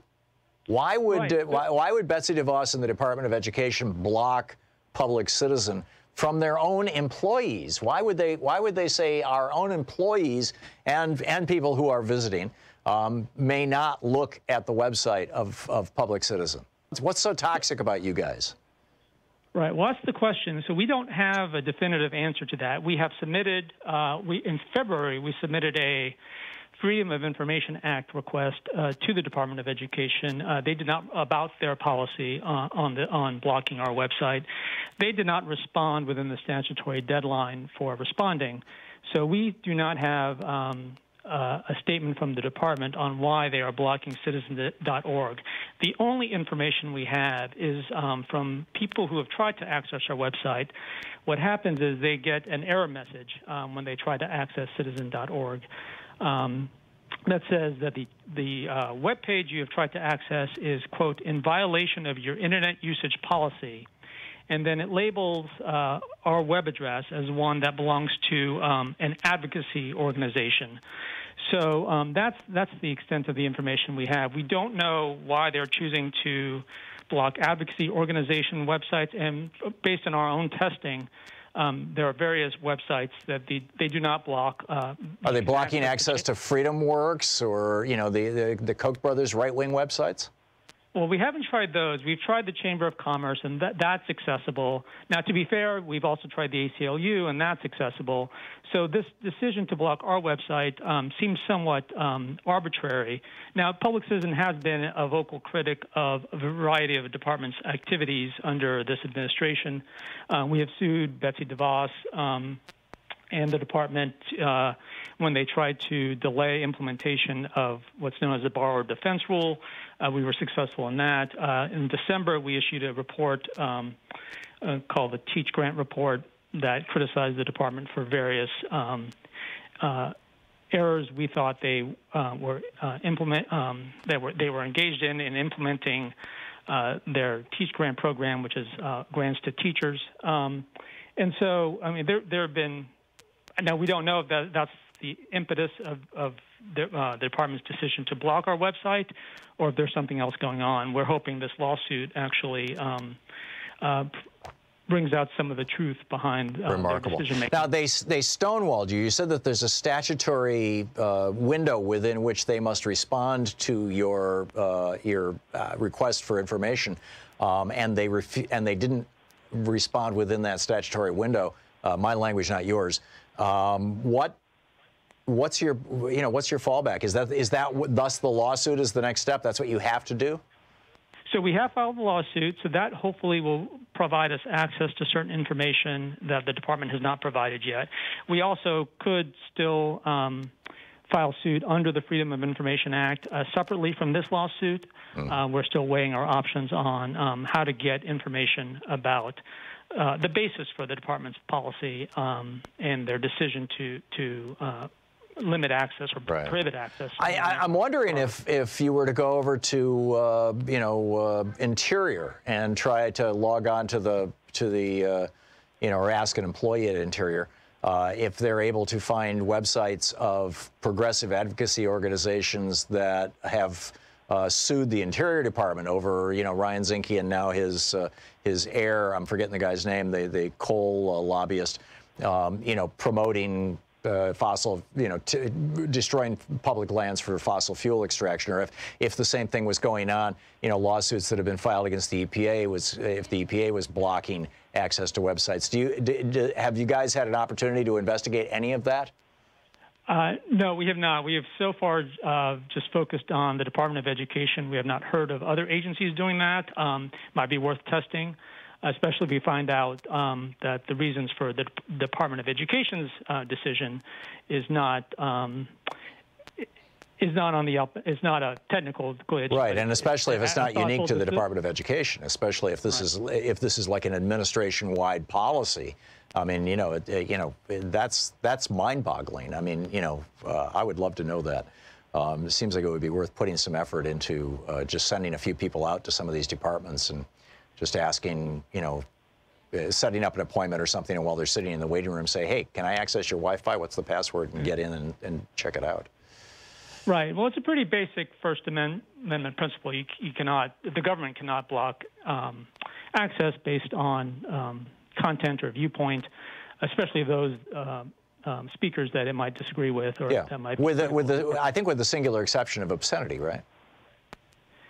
Well, there are other exceptions. I think, for example, this is the department's network. I could see them blocking access, perhaps to YouTube, because of the burden that streaming might have on their network capacity. I don't know. I'm not a technician in that. So there might be legitimate non-content-based reasons for blocking certain websites, especially on the government's own network. But to block websites because the web address belongs to an advocacy organization, which is the information the user receives when they're denied access, that would seem to be a content or viewpoint-based. You would think so.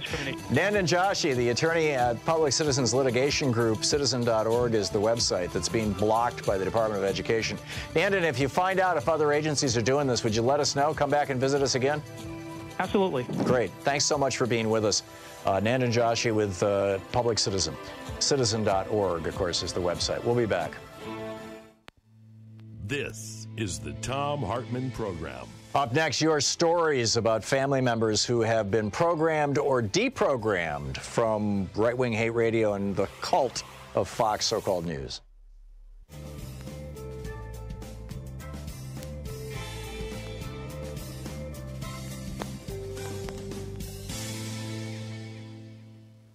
And welcome back.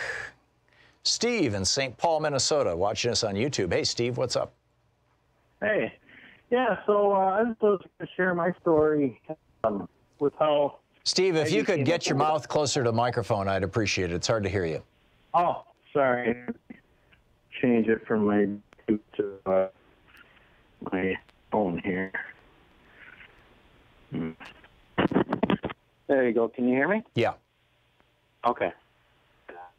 Yeah, so I was going to share my story about how I thought I was a Republican and then changed to a Democrat. As I was in a band with my brother and my cousin, and they would, when I'd have a cigarette break, they'd always talk about politics and stuff, and I didn't know anything about politics. And so when I was delivering pizzas, I would turn on talk radio, and I'd always hear like Jason Lewis and Sean Hannity, and can't think of the other guy that I used to listen to, but and then I would come back to band practice and I would talk about what I heard, which would be, people they're using your tax money to give to people that don't want to work, and that that would piss off anybody, I think.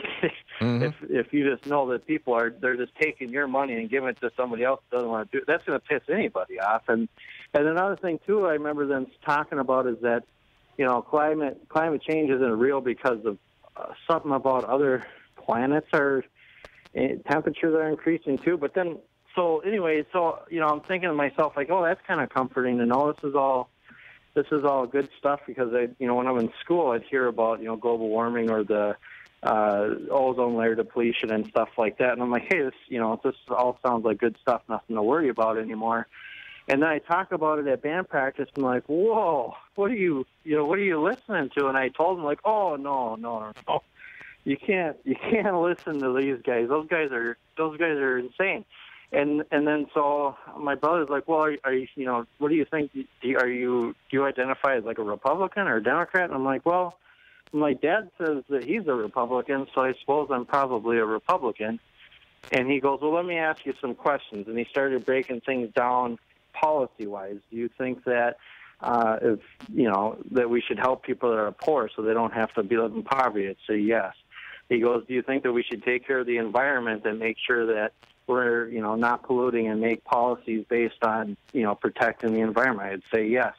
Do you think that, if you're, a billionaire or something, that you should pay a decent, fair share of your taxes so that we can live in a society to pay for things like, good roads, public schools, and so on and so forth? And he'd break down these policies, and I'd go, yes, I agree with those. And he goes, well, then you should be voting Democrat. And and then that's and it was my brother that told me, so I trusted his judgment and everything. So that's kind of how I came to be. And then now I'm just a huge Bernie Sanders fan, and all I want to do is tell people about it. That's great. So you were pulled back from the abyss by your brother and a fellow band member. That's quite the story, Steve. How long ago was that? Oh my gosh, back probably 2000. So a decade or two ago. Yeah. Remarkable. A while back. Yeah. Steve, thanks for sharing your story with us. I appreciate it. And thanks for watching us on YouTube. We'll be back with more of your stories and more of the news of the day as we continue through our program here. It's 18 minutes past the hour on the Thom Hartmann Program, helping you win the water cooler wars. Stick around.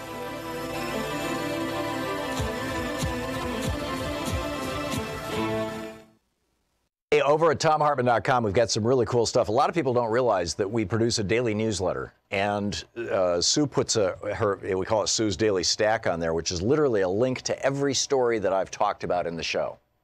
So all the research is right there. It's free. We don't share or sell our subscriber list. It's it's there. It's there for you. And it's over at ThomHartmann.com. You can sign up for the free newsletter. You also can get my big picture take of the day, which is exclusively over at our website at ThomHartmann.com.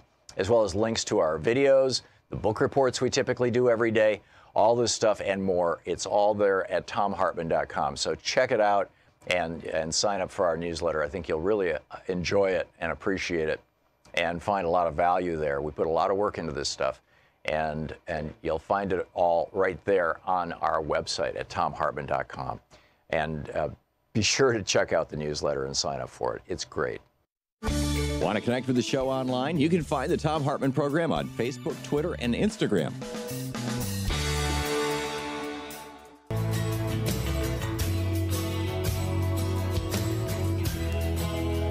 Welcome back. Thom Hartmann here with you, and Ellen in Crozet, Virginia. Am I saying that right, Ellen? Crozet. Crozet. Okay, what's up? Crozet. Well, you know, I'm a reporter here in Charlottesville, and I have a friend, and she ended a relationship. She was my boss as a teenager in a family business, church youth leader. And then I became an adult, and we were friends like sisters for more than 3 decades. I'm going to give a conservative estimate of 35. It may have been more. And she met someone online, and through that relationship, which was not great, she got turned on to Fox. Now, I knew she was a Republican, but she wasn't adamant about anything. We never talked anything about politics. Mm-hmm. But then she met him, and she started to spout everything that you would expect. And there started to be some tensions when we would speak. For example, she came to visit. I learned a neighbor, a couple was going to teach abroad, and they'd mentioned it, but they didn't say anything about through whom, and it was through a faith organization. I said, oh, that's wonderful. I'm a big fan of Mennonite Central Committee, and I'm trying not to get emotional. And, you know, she said out of nowhere, I'm not liberal like her. I'm like, I didn't even say anything about liberal. I just said that I like the organization because it's not evangelical. They don't preach their faith, but they serve because of it. And all of a sudden, she's distancing herself from me. Things like that. Over time, I say nothing. I've got a big mouth, but I held my tongue. Until, well, one day out of nowhere, she wanted to tell me that how she felt about homosexuality, and she went on on a rampage for about 5 minutes, and I'm like, this is not the person I knew. Wow. But I didn't say anything. Then we had a conversation post-August 12th, and it was the day that he went off the script, and it turned into a debacle. He being who? Trump? He being Trump, excuse me, yes. He spoke on the day of, and then he spoke a few days after, and it was the morning of the fateful second day where he went off script, where I noticed that she hadn't been, later she ended the friendship, but on that day, a few days after August 12th, I said to her, you know what? This town is furious at the president. If he came in this town, I don't know if he'd come out alive, because they were so angry. Oh, this was the Charlottesville event, the very fine people event that you're talking about. I'm sorry. They're great. They're great on both sides. And I know how angry they were because I'd covered the accident where Heather Heyer was killed. They hadn't taken all the people away yet. Then they rerouted us because it was a crime scene. I was with my intern. We went into a craft brewery where people were gathered watching CNN, talking about Charlottesville. They're waiting to hear the president and what he has to say. Right. And when he came out and said what he had to say, the crowd went wild. They would have chewed him to the bone if he had been in that room and said that. And I commented, I might have been more emotional than I would be during the newscast, but I told an objectable truth that Charlottesville hated the way the president had dealt with that. I have to go now. Click. And then after a month or two, she wasn't answering my calls. She wouldn't answer my texts. We were friends about 3 hours away. My hometown, I'm up here. And long short, she broke up with me over by way of text. Mm-hmm. She ended a 35-plus year relationship. As soon as she started to watch Fox regularly, things started to change. And I disagreed with her on many things, and I just let it go because I loved her. Mm-hmm. And it changed her. It changed her. It is so sad. I really think I have an old friend, Hilly is his first name, Hillel, who used to work with Ted Patrick, who was the famous cult deprogrammer back in the 60s and 70s, where they would literally kidnap kids back from the Moonies and whatnot, and deprogram them and restore them, return them to their families. And I see, and Hilly really helped me understand the cult aspect of this. And I swear, Ellen, when I talk to regular Fox News viewers, it is just like talking to cult members back in the 60s and 70s. They literally live in an alternative universe.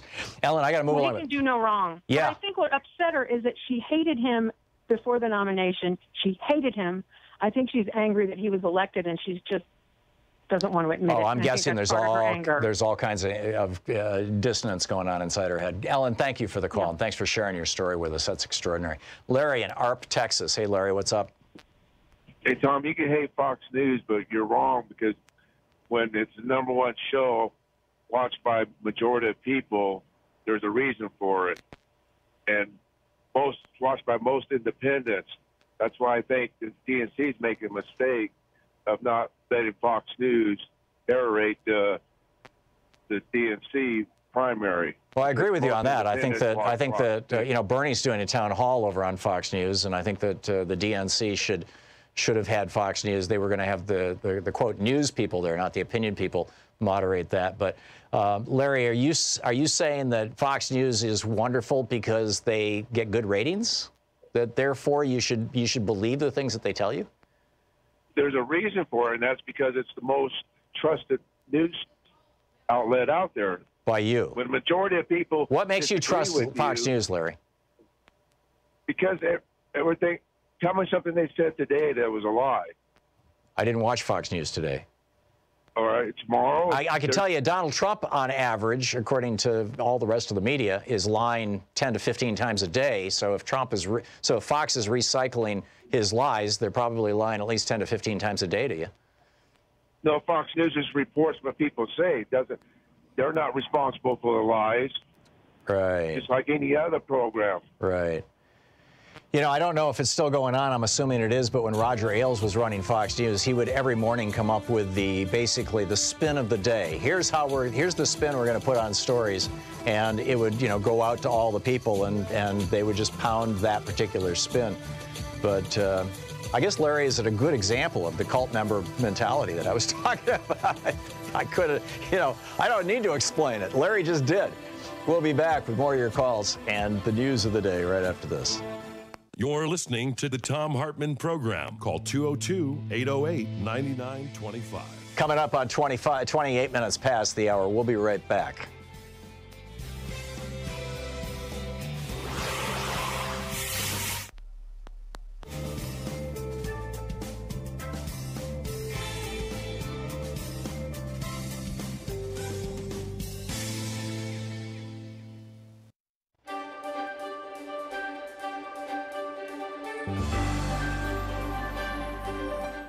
We're reading today from Truth in Our Times by David E. McCraw, Deputy General Counsel of the New York Times, the #2 lawyer for the New York Times. This is in Chapter 1, titled Election Day. It opens with a tweet from Donald Trump. The failing New York Times has been wrong about me from the very beginning. Sadly, I would lose the primaries. Oh, said I would lose the primaries on the general election. Fake news. November 8, 2016. At 10 p.m., I made one last circuit of the newsroom. Our CEO, Mark Thompson, stood near the political desk, looking on with his wife and a small group of others connected somehow to the Times. Pennsylvania, Wisconsin, and Michigan remained in doubt, but the reality was sinking in. Donald Trump was on the verge of winning the American presidency. I'd been in newsrooms on election nights before. I know how it's supposed to be. The only thing that ever mattered was the horse race, think Gore-Bush, or the historic moment, think Obama-McCain. There was no investment in which candidate was winning. He or she was destined to disappoint in the long run. And the dominant emotion was a certain not quite cynical detachment amid the electric buzz of the vote count and projections and the anticipation of relief that the endless push of the campaign was finally over. Sure, you couldn't ignore the victories or the big picture moments, and the day after stories would be celebratory in their way, duly restrained but with a nod to victory itself. Not unlike the next day account of a Super Bowl game or Game 7 of the World Series. Capture the triumph for a night or relish the race too close to call. Leave the dancing and crying for others, for the believers. But this night was like no other election night. There had been an investment, not just journalistic, but spiritual. Donald Trump had campaigned not just against Hillary Clinton, but also against the New York Times and the American press, the mainstream American press. And his astonishing rise to the top of the Republican Party had been built on his near daily attacks on facts, on the very idea that facts matter. For journalists who approach truth like a secular religion and who have seen 1,000 times how a single true story could gut the political career of a lying politician, it had been a year of faith-shaking disbelief. A line had not just been crossed, but obliterated. The shock was palpable as the numbers came in, laced for some with the fading hope for a different outcome among people who generally wanted nothing more than a story worth telling. And there was still a paper to put out, a reckoning to account for. It was too much on an already long night. I slipped away. At the elevators, I ran into Sue Craig and a guy who was obviously not from the Times. Sue had broken one of the biggest stories of the campaign. She was the one who went to her mailbox one day in September and found pages from Donald Trump's tax returns in an envelope. She introduced me to her acquaintance. He had once worked for Trump. I didn't ask why he was there. Like me, Sue had decided to get away. "It's too weird here," she said. We all got on the elevator. Sue, who had written a devastating story about Trump, me, whose letter to Trump's lawyers had lit up the internet for a week in October, and one of Trump's guys. We rode in silence, a strange tableau on the strangest night of the year.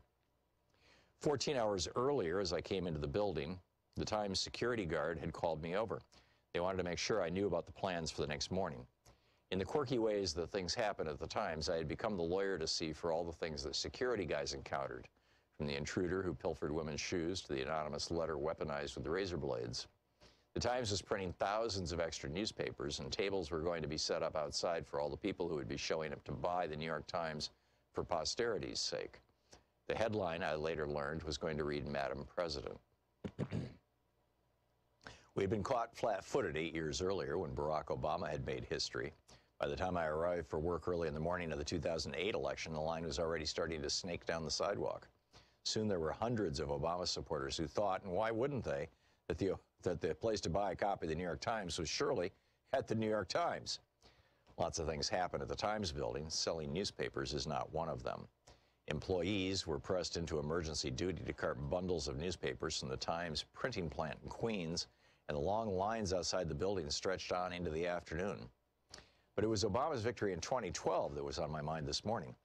I vote in a neighborhood that is predominantly black and middle class. In 2012, following a drumbeat of stories about how Republicans hoped to suppress voter turnout, I walked into my polling place at a local school 8 minutes after it opened. The line already extended back to the schoolhouse door. "Did y'all sleep here?" a guy wanted to know as he stepped into the foyer. On this morning in 2016, I had arrived before dawn. I was the only one in line at my precinct's table. That all seemed like a strangely distant memory as midnight approached. I had made my escape from the building with Sue and the Trump guy. At home, I sat alone in the glow of the TV screens as the states that mattered fell into place for the Republicans. I turned it off. Donald Trump was about to become president of the United States. The next morning, in a light drizzle on a gray November day, the newspaper sales tables were set up outside the building as planned. No one stopped. The vendors sat idly amid the stacks. There was no Madam President front page. Instead, the headline read, "Trump Triumphs," and the first two paragraphs of the lead story talked about how the vote threatened convulsions throughout the country and made an early mention of those who had watched with alarm the rise of Trump. Nearly half the country had voted for the man. I had just spent a weekend in October back in rural Illinois, in my hometown, and for a moment I allowed myself to see the coverage through the eyes of the rest of America, where, at least for this one night, his victory represented a certain kind of hope that change was going to come at last. Truth in Our Times by David McCraw. Want to connect with the show online? You can find the Thom Hartmann Program on Facebook, Twitter, and Instagram. Back 34 minutes past the hour. Thom Hartmann here with you. Let's check our geeky science for the day. Yes, indeed. There is a new member of the human family. This is fascinating. In a cave on the island of Luzon in the Philippines, they found remains of 67,000-year-old remains, which is not that long ago. Right, 67,000 years ago, the descendants of all modern humans were spreading out of Africa, spreading across the planet. And they're calling it Homo luzonensis. And after Luzon, the cave that they were pulled out of, they appear to be about 4 feet tall, and they're distinctively human. So now we have the Denisovans, who were discovered in 2010. They lived in Siberia. They were small, shorter people as well. You've got the Homo naledi. These skeletons were pulled out of an African cave in 2013. You've got Homo florensis, the Hobbit, who was found in Indonesia in 2004. You've got Homo neanderthalis, and, you know, I did one of those 23andMe, and I actually have Neanderthal genes, right? And so, you know, we've interbred with them. Apparently, people of Asian ancestry might have interbred with Denisovians. I mean, this is just fascinating stuff. I wish I had a time machine. And then you wonder, you know, 67,000 years ago, was there the equivalent of Fox News? I don't know. Anyhow, Jeremy in Elmhurst, Illinois. Hey, Jeremy, you have a story about, you know, the right-wing cults? Right-wing cults, and then just my own experience, I think, deprogramming over the years. Okay. I was born and raised Catholic conservative my whole life, you know, Catholic school the whole 12 years and all that.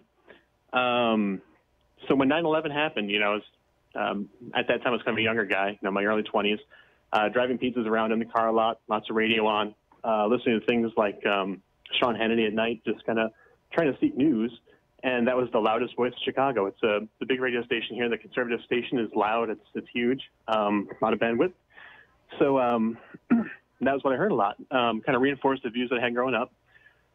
Over time, you know, I was working in restaurants and debating topics with people that I was working with, and just hearing different points of views and having my own views challenged. And I think just open debate was what kind of got me seeking other voices, other ideas. I think what brought me around, too, was just comedy, things like Jon Stewart's show, things like Stephanie Miller on the radio, you know, something that would kind of break the ice, kind of get me through to a different perspective. And yeah. And that's what it was. So just over time, listening to things like that, getting different perspectives and challenging my own views, turned me around. But I mean, it was easy to, you know, you hear the same thing over and over on the radio. Sean Hannity reinforcing your view, you know, the viewpoints you might have already had. Right. You just get stuck in a bubble.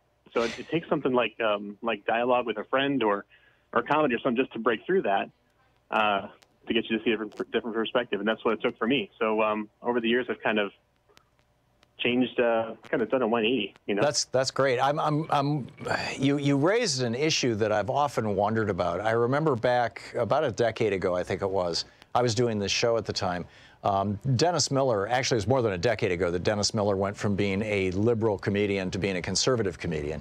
And he was a regular on Bill O'Reilly's show, and he started doing gigs around the country where he'd do his conservative comedy. And it just fell flat. I mean, it just totally fell flat. And there was no market for it. There were a couple of attempts to do Dennis Miller and other conservative comedians, in quotes, specials on TV. And nobody found their stuff funny. I mean, it was all about outrage and you know, jokes at the expense of people, you know, anti-gay jokes and anti-black jokes and stuff like that. And people just kind of roll their eyes. And I wonder, Jeremy, why it is that comedy that has a liberal edge to it not only works, but works really, really well. I mean, it's become kind of the you know, with the exception of one of the late night shows, which is more just kind of down the middle and, you know, let's talk about, you know, family and food. You know, all the rest of them basically are taking this kind of liberal approach to their comedy. And even when you had, and it's not just, you know, anti-president, because you would expect, you know, being kind of the voice of the other side, that, you know, when you have a Republican president, they'd make jokes about Republicans. When you have a Democratic president, they'd make jokes about Democrats. And certainly they made jokes about Obama, but they weren't jokes that had a knife to them, you know, that cut, that would change opinions in a way that would cause people to become anti-Obama. And I've always wondered why that is. Why is it that liberal comedy works and conservative comedy doesn't? Any thoughts? Yeah, I think that has to do with the broad appeal that the liberal comedians are using. You know, they're talking about things that affect the lives of the everyman. You know, yeah, if you're listening to somebody who's giving, you know, conservative jokes, if that even exists anymore. They're just sort of targeted. They're kind of, they're not so broad appeal. So I think that's what it has to do. At least that's what it did for me. Is these people are making jokes about things that I found funny because it reflected the things that I was seeing in my own life. Sure. I wonder to what extent that may reflect. I mean, Mark Ames did some really brilliant reporting about libertarianism, and libertarianism was literally invented by a group called FEE, and I forget what the acronym stands for, but it was a lobbying organization for the real estate industry in the late 1950s. And this group funded a think tank, or they were their own think tank. They funded the development of this thing called libertarianism as a vehicle to promote the interests of the real estate industry specifically, as kind of the political voice of the real estate industry. And to this day, I mean, the libertarianism is basically a con. It's a giant con job on people.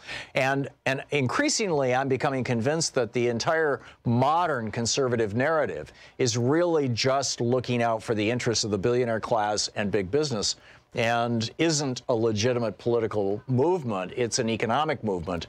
It is people looking out for their own economic self-interest and wrapping a political patina around it. And if that's the case, if the conservative argument, if the conservative worldview is actually phony baloney, if it's a Potemkin village, if it's just a pretend reality, it's not real. Politically, it doesn't represent a legitimate political point of view. It constantly has to use deception and outrage in order to just hang on to an electorate. Then that would make sense why comedy doesn't work, because comedy has to, at its core, have a kernel of truth. We don't laugh at things unless there's a kernel of truth in them. You think that makes sense? That makes perfect sense, absolutely. Yeah. Okay. Jeremy, thanks a lot for the story. That's a fascinating one. I appreciate the call. Bob in Sutherland, Nebraska. Hey, Bob, your thoughts?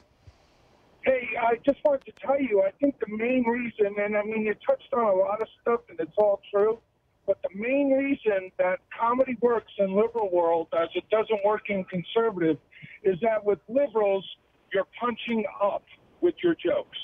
And in conservatives, they're punching down. And nobody wants to see anybody get beat up on that, is from a less graduate position, and it's always been funnier to hear things, making fun of the big guy or who's ever on top. Yeah, that's a brilliant point, Bob, and I guess I was dancing around that without even realizing it a minute ago, because I said that the little bits that I'd seen of conservative comedians back a decade ago when it was a thing for a little while, were jokes at the expense of the gay community, jokes at the expense of the black community, those kinds of things, which you're absolutely right, is punching down, at least for a middle-class white audience, which is the majority of a television audience in most cases, and liberals like to point out the hypocrisy of people in powerful places, even when they're Democrats. That's brilliant, Bob. Thank you. I think you nailed it. Rich in Sedro-Woolley, Washington. Hey, Rich. Hey, just before I get to my main topic real quick on the comedy, I think it's the absurdist aspect that we're making fun of the absurdity of the conservative worldview. Yeah. But I was going to say, I have a colleague I mentioned before. He's gone down the QAnon rabbit hole, which I call conspiracy heroin. Yeah. And what I'm seeing is that the QAnon stuff is starting to mainstream, and it's coming straight out of the White House. Yep. Now, if I remember the brainwashing of my dad, it point out how... Yeah, Jen Senko, I think, or Seiko. Yeah, her movie, Senko, yeah. They point out how folks who get into the Fox world and the conspiracy world are, like any addiction, they're looking for a bigger and bigger kick. I think Trump ran out of kicks on Fox. He starts talking about the Spygate thing. Right. Fox goes, we're losing our junkie. So Fox starts feeding him the Spygate stuff. Now we have the Attorney General talking about, starting an investigation of the investigators, right. The Russian Trump-Russia deal. So this is all coming straight out of QAnon, and it's bubbling to the surface. We're not quite to the Hillary's drinking baby blood stage yet, but that could be right around the corner. Yeah, it's like Alex Jones has become mainstream in conservative world, and to some extent he's been driving conservative world for quite some time. It's really amazing. Rich, thank you. I think you're absolutely right. Very trenchant observations. It's coming up on 45 minutes past the hour. It's the Thom Hartmann Program, the place where smart people get their news. You're listening to Thom Hartmann. Visit thomhartmann.com for audio and video archives. Back with more of your stories of programming, deprogramming, and your thoughts on comedy and what works and what doesn't work in conservative world and why.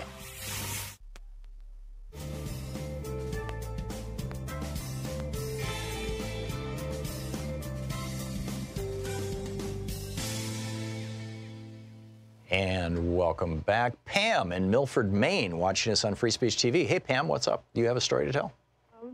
I'm very interested in these stories I'm hearing.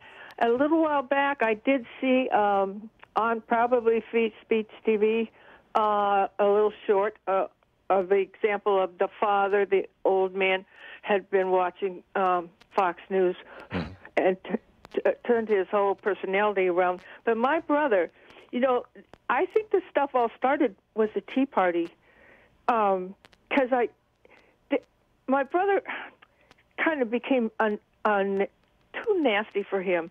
He wasn't a nasty kind of person, and his wife recorded all the Glenn Beck shows back when he was flying high, and I watched a couple of those Glenn Beck shows, and he was scary. His stuff he was scary. I think he was inciting violence. You know, I mean... Oh, there was a guy who was going up to assassinate the people at the Tides Foundation. He was a Glenn Beck follower, and the state police in California stopped him, and he put something like 100 bullets in their cars before they were able to stop this guy. Oh, my gosh. Oh, it's terrible. So the connection with the Tea Party is important because I think now it's called the Freedom Caucus, right? Right. The Tea Party was funded by the Koch brothers. The Koch brothers also fund the members of the Freedom Caucus. And, of course, they've got their organization called Freedom Works, yeah. Yeah. And I was just going to set one example of David Horowitz, who originally was with Mother Jones magazine. He was a real lefty. Right. And then he became a real right-wing, heavy right-wing guy, you know, real nasty. Yeah, he was on this show last week, and we had to drop him because he started screaming obscenities at me. Oh, my gosh. Yeah. Well, you know, then. Yeah. Wow.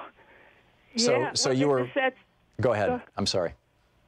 I was just going to say it was a sad state of affairs. Yeah, it truly is. It really and truly is. Pam, thank you for sharing your story with us. It's great to hear from you. Michael in Mayfield, Kentucky. Michael, you have a story? Or you have a theory? Well, I do. I live in an area that seems to be kind of a proving ground for what the nation will be able to take in regards to this kind of, political theater, hate type mongering. Right. And I think one of the key things is everyone in media and stuff seem to be missing, especially even in the DNC. The level of hopelessness that's been generated in areas like mine. As a consequence of 40 years of Reaganomics? Is that what you're talking about? Well, exactly. And the opiate problem. Yeah. When you watch and you feel so hopeless and angry and such a failure, and you watch the liberal types talk about lofty goals, sharing, but you don't get a piece of that. Right. And then you tune into the right wing and they say, well, here's why. Here's who you should hate because of how bad things are for you. Right. And if you believe like I do, you're better than them. Right. And it empowers. And, well, I mean, it's much like you consider the beer hall poosh. Hitler was laughed at. He had to flee the country. Yep. After the economy fell, he was welcomed as a savior. Yeah, and he said, you know, it was the Jews and the Jewish bankers who were responsible for the problems of Germany, and people were like, yeah, okay, we'll buy that. Amazing. Michael, thank you for the story and the thoughts, the analysis. I think you're spot on. We'll be right back. It's coming up on 10 minutes before the hour. Stick around. Hey, over at ThomHartmann.com, we've got some really cool stuff. A lot of people don't realize that we produce a daily newsletter, and Sue puts we call it Sue's Daily Stack on there, which is literally a link to every story that I've talked about in the show. So all the research is right there. It's free. We don't share or sell our subscriber list. It's there's just it's there. It's there for you, and it's over at ThomHartmann.com. You can sign up for the free newsletter. You also can get my big picture take of the day, which is exclusively over at our website at ThomHartmann.com, as well as links to our videos, the book reports we typically do every day, all this stuff and more. It's all there at ThomHartmann.com. So check it out and sign up for our newsletter. I think you'll really enjoy it and appreciate it and find a lot of value there. We put a lot of work into this stuff, and you'll find it all right there on our website at ThomHartmann.com. And be sure to check out the newsletter and sign up for it. It's great. Want to connect with the show online? You can find the Thom Hartmann Program on Facebook, Twitter, and Instagram.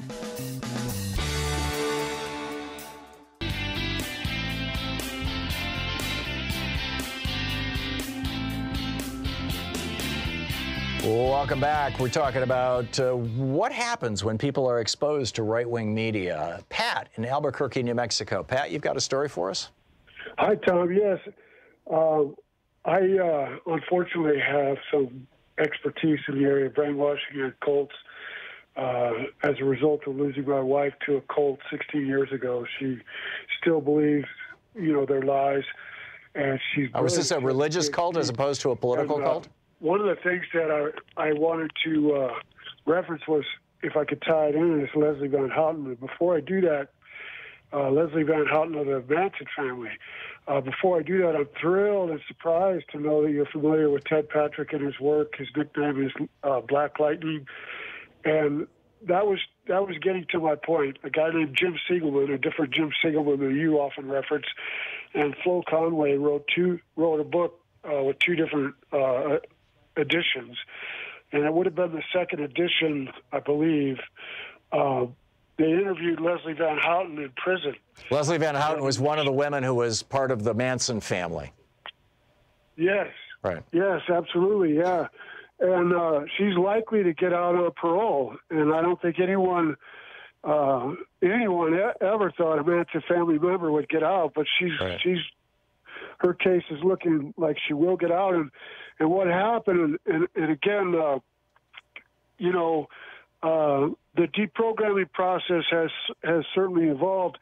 Ted Patrick had to do a lot of different prison time or jail time for doing the deprogramming that he did. And that's what I was going to allude to is that it really doesn't fit in your wheelhouse, your style, because his style is very confrontational. Yeah. And what happened with Leslie Van Houten was there was a group session with the prison psychiatrist, and this is in the book Snapping by Siegelman and Flo Conway, where they interviewed her in prison, and quite a long time ago. But in any event, the prison psychiatrist asked Leslie Van Houten a question, and she provided the answer. And I'll try to cut to the chase because I know I don't have all day. But and she provided an answer, and she provided a cult instinctive answer. And what it is, and it relates to your question about the comedy and so forth. Robert J. Lifton, who's still alive, when he dies, he'll probably be the most renowned psychologist of all time. He's in New York City at NYU. And one of the tenets that he identified was a demand for purity. That's a tenet of cult, of being brainwashed, is a demand for purity. So conservatives don't see the Jon Stewart show. They don't see these shows because there's a demand for purity, and there's the induction of phobias and things that normal people can't conceive are possible, but there's hell to pay if you do anything that's impure. There's a total demand for purity as cult membership. And so it wasn't this prison psychiatrist that awoke Leslie Van Houten. It was after she got back to her cell and her cellmate was irate. Her cellmate was like almost physically imposing on her and demanding a real answer. And she was maybe even not physically threatened, but she was obviously in a confined space. But her cellmate was not giving up. Like, I'm not accepting what you said.